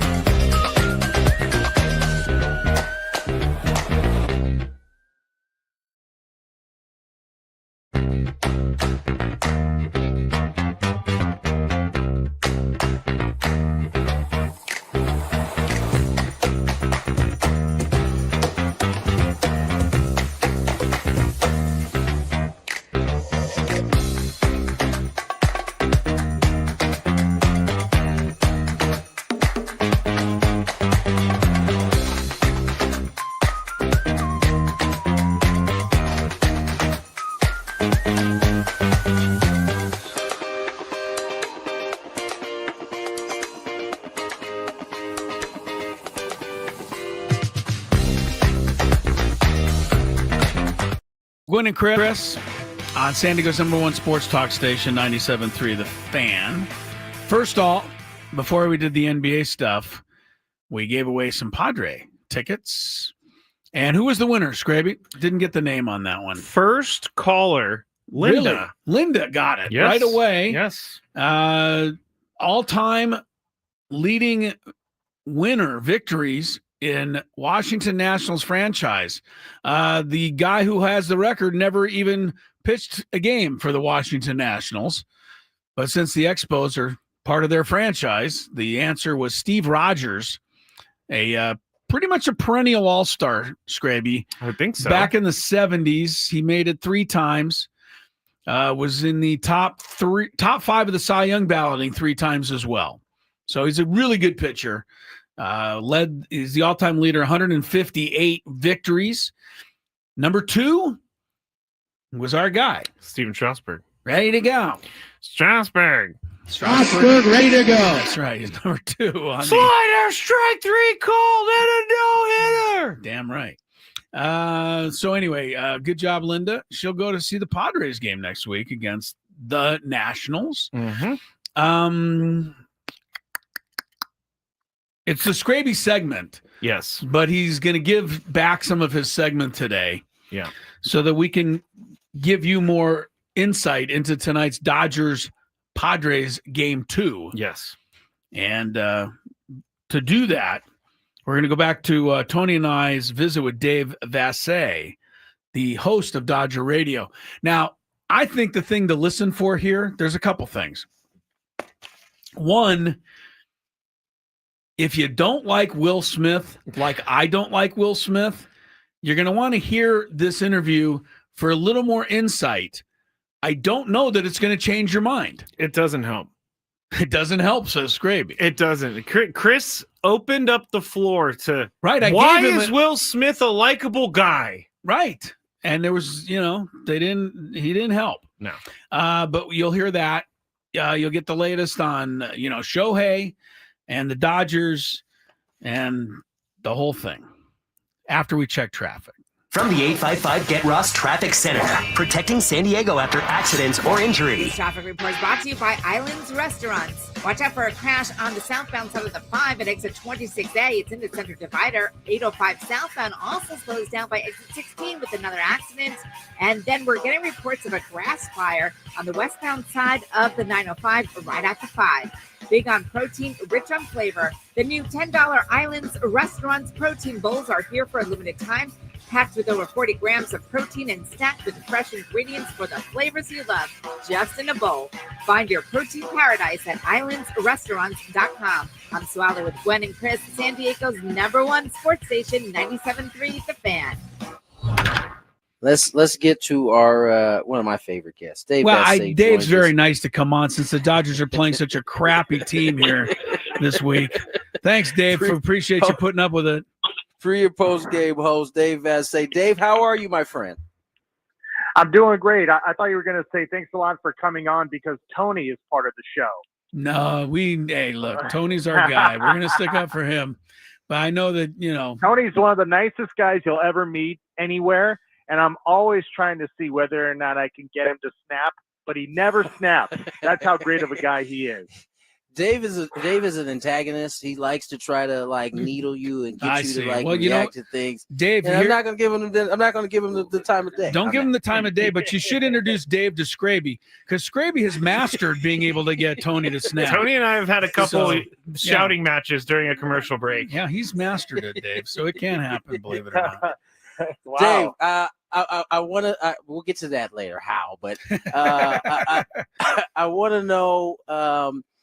In terms of Shohei yesterday, he went out there. Padres, they got to him in that first. He was able to kind of settle in. Was that kind of what they were looking for out of that start from Shohei? Yeah, and it was starting to get a little dicey because the pitch count was getting up there, 28 pitches in the first inning. And I asked Dave Roberts whether or not Ohtani's pitch limit was getting to the max at that point in time, and he said the last batter he was going to let him face was Xander Bogaerts, and his limit was 30 pitches. So that first inning was not 1, 2, 3 like everybody at Dodger Stadium was expecting unfairly. So there were limits to how far he was going to go. Dave, again, the Dodgers, they did it, last night. The bullpen, Kasparius has been an incredibly valuable pitcher for this squad, giving you 4+ innings and helping the bullpen get through. What do they do the next 2 nights? What do you expect? And how much longer can the Dodgers get away with this, bullpen night, almost after bullpen night? That's a little unheard of, actually, at this point. Right. And they can't do that unless they have a pitcher like Ben Kasparius, who, to me, has been the most valuable pitcher on the Dodgers staff this entire year. If you look at it, he's thrown more innings than any other National League reliever. He's come in, he's been a reliever, a high leverage reliever, a bulk innings reliever. They even had him start a game. So he's just been able to adapt and be really good at adapting. Tonight, a bullpen game. Tomorrow, Emmett Sheehan is going to make his first start in a couple of years after coming back from Tommy John surgery. So that's been part of the reason why the Dodgers bullpen has been taxed as much as it has, because they have such a thin starting rotation and have had to plug in guys and bullpen games in between Yamamoto and Dustin May. But things are starting to look better for the Dodgers because Blake Snell and Tyler Glasnow look like they're going to be ready right after the All-Star break. They got Kershaw back, who just pitched 7 scoreless innings. So things are starting to look better. But like I said, Ben Kasparius and Jack Dreyer, they have been invaluable to the Dodgers piecing this together.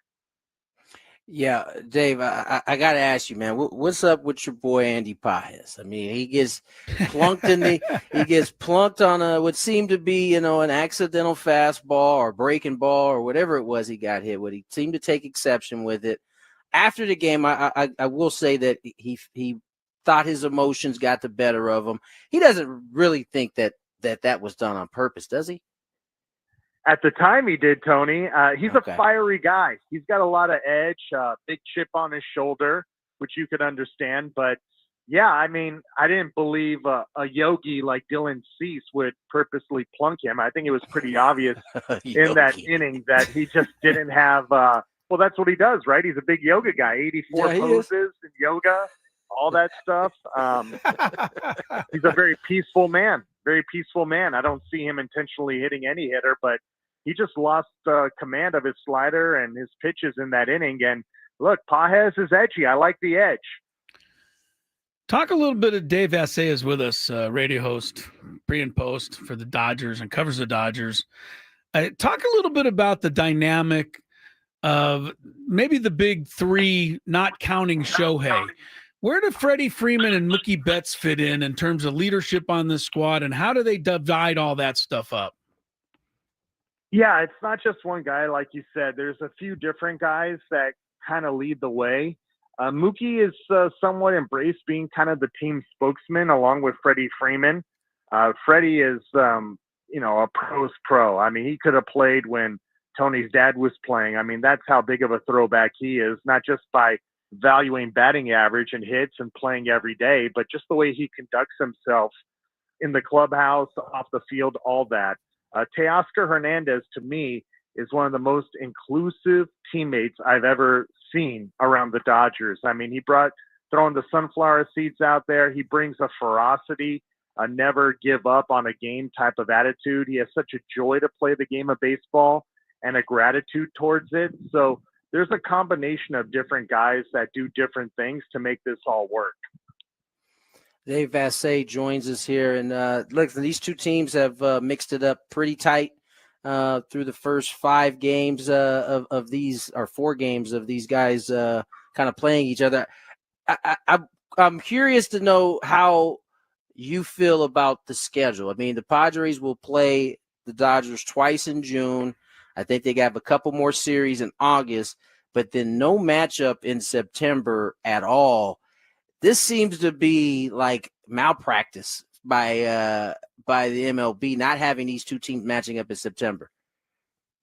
Yeah, I don't like it at all, Tony. For whatever reason, the schedule makers were not very good this year because the Dodgers and Padres just barely started seeing each other last week, first time this season, and now they're playing a 4-game series a week later.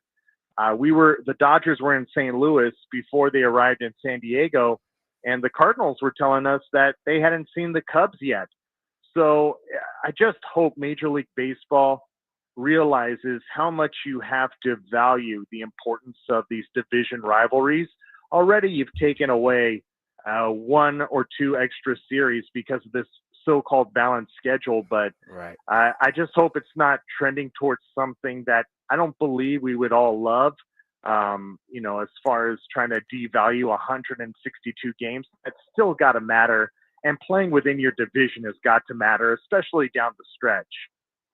Dave Vassegh from the Dodgers radio with us here. Padres Dodgers tonight on our Padre radio, 97.3 The Fan, 7:10 at Dodger Stadium. Dave, me personally, this is why I wanted to ask about Betts and Freeman. I've even started to come around on Muncy, as far as his being a pro and a gamer. It took me a little longer to like Muncy. The other guys I like. Here's a guy I don't like yet, and I want you to defend him or just tell me a little bit more about him because I don't know him. But Will Smith has said a few things publicly that have rubbed Padre fans the wrong way. Whether he's meant to or not, I don't know. His Mr. Irrelevant comment on Profar last year has carried over to a certain extent. He was then asked last week about the Dodger Padres and whether these games meant anything, and he flatly said absolutely not, despite the fact, we know these games are meaning a little more, the way they're managing, et cetera. Tell me a little bit about Will Smith and make me feel a little better about him, if you can. Okay, well, I was the one that asked him about Profar and everything that happened last year. Okay.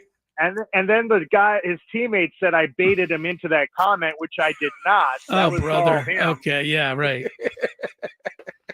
And I guess he proved out to be true because Jurickson Profar is, again, Mr. Irrelevant. He's not even playing because of PED suspension. Right. So in some ways, Will Smith was ahead of his time, foreshadowing the irrelevance of Jurickson Profar this season. Yeah, okay.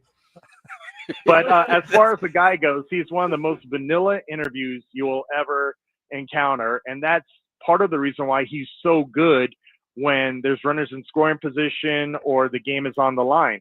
That's his personality. He never puts an overemphasis on any at-bat. Yeah. And Tony knows this. That's the type of personality, that cool-blooded type of guy you want at the plate. And that's the way he lives his life. By the way, a really good golfer as well. Yeah, great. Man. Great to hear on it, especially today. Skraby. How does that feel, Chris? Not good today. Not the way I hit him today. I don't want to hear that today. Dave, obviously, you talked about the rotation and those guys getting healthy. I mean, in terms of Ohtani moving forward, what does it look like for him pitching-wise? Is he going to now hop into the rotation every 5th day? Like, how does this look? How does this play out moving forward? Or do the Dodgers actually know? Is Ohtani actually the one that's making the calls on this? Ohtani and the Dodgers have mapped out his schedule, along with Dr. Neil Elatrash, who performed the surgery. He's been very involved in the rehab process. And what it's going to be, Tony, is like it was with the Angels. He's pitching once a week. And when he pitches once a week, it's going to build up slowly. As Dr. Elatrash put it to me last night, he's still in the final stages of rehab. They're just doing it in games now because it just didn't make sense to do what they did in San Diego last week, where he's throwing 3 simulated innings, cooling down, then having to play a game as the DH. This allows him to stay hot and really lends itself to his two-way uniqueness. So once a week, and the next time he's out there, probably 2, maybe 3 innings if he's efficient. And by the time the post-All-Star break starts happen, he'll be built up. That's what they were planning all along, but now they've just changed the method to have him finish the rehab in games. Great stuff, Dave. As always, man. I will catch you in a couple hours. Appreciate you coming on, spending some time with us, buddy. Ooh, Tony Gwynn Jr. is one of the most favorite people I've ever met. Just a great guy, heart of gold. Hey, Dave, I'm going to pointed send. out my ashy elbow. He pointed out that I had ashy elbows last week, and I needed lotion. So now I'm very self-conscious about that. Well, Dave, if you want to get back at him, I'm going to have Mr. Skraby get in touch with you. He'll give you some tips. You can find some openings on Tony. We'll help you out with that. I need some tips. Okay, they're coming your way. Thanks, Dave. We appreciate you, brother. Dave Vassegh, Dodgers pre and post reporter, and his elbows were ashy. I mean, you could have struck a match on them bad boys, and that thing would have went on fire. Okay. That's a fun way to end that. You could have struck a match on his elbow. Tony's always there to help. I think you need to call this Dodger radio guy and give him a little ammunition on Tony. See, the only thing he says he's never been able to get a good one in on Tony. That just means you haven't spent enough time with Tony. You gotta work on it, man. You can find an opening.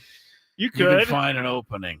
All right. Why don't you wrap? We only got like 7-8 minutes, but it's your turn. Oh, what do you have well, here? Let's start with this real quick because we're watching the Stanley Cup Finals in here, Right. and you were telling me about the replay challenge system in hockey. I like it. And I do too. So apparently, I didn't know this, but if you lose a challenge in hockey, you get a 2-minute penalty. Yes, you do. Delay of game, which I think is incredible. Love because it. The NFL ought to take note. All sports should take note. Like the NFL, you have a limited amount of challenges, and a timeout, losing that is a big deal. But how about if you lose 10, 15 yards too? Or a loss of down? Yeah, it would make you think. It's going to make you think twice. You're not just going to willy-nilly challenge. I do get it in the NFL. Losing a timeout is a pretty big loss a lot of times. In the second half, mostly. Especially in the second half. But I don't know how many games have been won and lost because the team only had one timeout left instead of 3. But I love the NHL thing. I mean, you can challenge the call if you want. Yes. But if you're wrong, not only is the call going to stand, which probably just went against you, but you're getting a delay of game. I think that's fair. I think it's a fair risk. It's kind of like a game show, television game show. These people aren't risking anything. Oh, yeah. If you get the question wrong, sorry, take it away. Her living room, ladies and gentlemen. Just lost her living room. That'd be great. Wouldn't that make it more interesting? It would. It would definitely put more pressure on everybody involved making decisions. It would. The contestants on the show would. You might not even want to sign up for the show because you'd be worried you'd lose. So, yep, you lost your car. Sorry about that. That would be crazy. Let's go. Bob Barker and Drew. What's his name? Drew Carey. Yeah, they're taking your car home. Sorry. That would be insane. We're gonna have the movers. You missed the guess by so much money. We have to take your car. Now, in football, Charles is saying timeouts are big. Yes, we know. Charles is right. But would you be okay with a choice? Like you either lose a timeout or 15 yards? Yeah. Maybe. I think it's something you could incorporate. I think it's something worth incorporating. I don't think NFL has a problem with challenges, like wasting time. I think baseball they're pretty good at it. Does. Football's gotten pretty good. It's taken them a long time. They had some lengthy challenges back in the day. I mean, the last minute of a college basketball game can take 30 minutes sometimes because those guys are going back and forth. You're very good, Skrabe. You're absolutely right. That's got to be stopped. And those aren't coaches' challenges. No, they're just that's the because referees double checking their work. Last 2 minutes of the game, you can look at anything, and so they do. That has to change. See, part of being a referee to me is making the call and standing by it. The referees they're making calls knowing that they can have it looked at, so it doesn't even matter if they get it right. But the end of the game is a waste of time for everyone. Not only that, while they're looking at all these calls, everybody gets an extra 10 timeouts. Because the players come over to the coaches and get more, it's just the whole spirit of that rule has been destroyed. Go ahead. Florida just scored again. So it's looking bad. 2-0 Panthers right near the end of the first period. What's going to happen here is the Stanley Cup is going to go to a warm weather city in Florida for the 4th time in 5 years. That is crazy. And what else is going to happen? It's not going to go to Edmonton, which means it's not going to go to Canada for the 33rd year in a row, and they want that cup, and they're not going to get it. I figure they really want that Yeah, cup. they're not going to get it. Who was the last team? Montreal, 1993. I thought Vancouver won or something. No, they came up short. They and lost. so the that's why 7th their game. city rioted. They rioted the whole city. They lost the 7th game. But that would be interesting if they could do something like that in football. Baseball, we were talking about it. Someone, Charles said automatic balk, but then you would have to have if you're wrong someone on about a base. challenge. Yeah. Baseball's all right. You lose your challenge if you're wrong. That's okay. I mean, that makes you think twice about it in the second inning. You better get it right. I absolutely hate the way that the Padres are on the wrong side of all challenges. All challenges. All right. Well, I'm going to wait till they're on the right side of one and point it out. It'll probably But happen tonight. It just seems like it. It does. I was specifically talking about the play on Sunday when the Diamondbacks Ketel Marte. Mm-hmm. Like, the call on the field was out. So you have to have indisputable video evidence showing he was out. And I looked at this play a million times. How can you tell me that ball's not grazing Ariza's glove? Because I could tell. It was a good call. I hate to say it. I wanted that out. It was a big moment, but the ball was not in his glove yet. When I saw, and I looked at it as close as you did, but when Marte's foot hit the bag, the ball had not quite arrived. And the reason it hadn't arrived is because after he hit the bag, it moved some more before he caught it, which means it hadn't got there yet. Okay. It was close. I wasn't and people were like thinking I was talking about the end of the game where they scored the run. No, that one. One was, he was safe. Yeah, he was safe. But anyway, here's some random news. Actually, we need to pause for station identification. KWFM and KWFM HD1 San Diego. This is Xander Bogarts. The Padres play here on San Diego's #1 sports station, 97.3 The Fan. And the Padres in front. An Odyssey sports station. One of my favorite things about sports, whenever something big happens, like the Rafael Devers trade, is when all these anonymous reports come out now about Devers and how he was such a bad teammate, and no one's sad that he's gone. No. Well, Britt Caroli, and the Red Sox are going to be far better, according to the Red Sox. Yeah, that's what they did say. I mean, they did not shy away from taking parting shots at Rafael Devers, which I think Rafael Devers is happy that he doesn't have to play the Red Sox much. I mean, I think they've already played this year. No, they play this weekend. Giants and Red Sox. No way. Yeah, this weekend. That's insane. It's in San Francisco. Still. It'd be much juicier in Boston. That would be crazy. They should move the series. No, they're playing this weekend in San Francisco. Okay, well, good job on being wrong on that, Matt. You're welcome. So the Athletic, Brittany Garoli, is reporting that an American League evaluator told her, "We got our Luka Doncic trade. It should have happened in spring training, but no one saw it coming. Now our group chat was blowing up." Another anonymous executive said, I would never touch that contract. Or I'm sorry, quote, wouldn't want to touch Rafael Devers' contract. Also, some people inside the organization, anonymous reports saying that Rafael Devers was disengaged and just wasn't a part of the team. And yeah, well, the Red Sox only have themselves to blame. They handled it terrible. They let it all get out in the media. They made Rafael Devers look bad. And Rafael Devers didn't do himself any favors. By the way, he reacted publicly, and maybe the Giants are getting a guy that just isn't much of a team player, but everything I've been reading now, he's happy. Says he's thrilled, and he's telling the Giants, I'll play first base, I'll do whatever you want, which is even more proof that he just hated the Red Sox for treating him so bad, and that's why he kept saying he wasn't going to move. I don't blame him because the Red Sox owed him more than the time of day, and they didn't give it to him. He's $113 million, $30 million ball player? He signed his contract for 10 years, like over 300. 300. So the Giants owe him 8 years, right. 254. Well, I don't care about that. What I'm saying is the Red Sox had a $300 million ball player that they basically didn't bring him in before they went out and got Bregman. You've got to bring a $300 million guy in and say, here's what we're going to do. What do you think? You have to. The Padres, even though it's not Manny's decision, Manny needs to be in on it. Of course. Fernando needs to be in on They're it. The it's future. Their team. Yes. That's what a good organization does. A bad one does what the Red Sox did, and Devers made them pay. So now To me, Devers is still in the spotlight. He is, yeah. He's got to go to San Francisco. He's got to shut up, and he's got to, Play. perform. Yeah. Because if he makes any, waves there, then it's going to look like it's on him. I was reading something on Yahoo, and they were saying that people inside the organization are saying that the team, because of the Fenway Sports Group, so it's like it's a bunch of people that put money into it so that they can all own the team, that now decisions are going through some of those people as well. Like, is it okay if we sign this guy for this amount of money? Because they are technically owners of the team.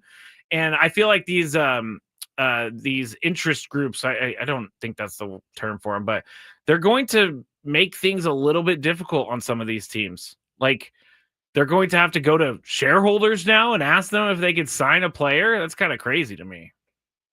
It's big money.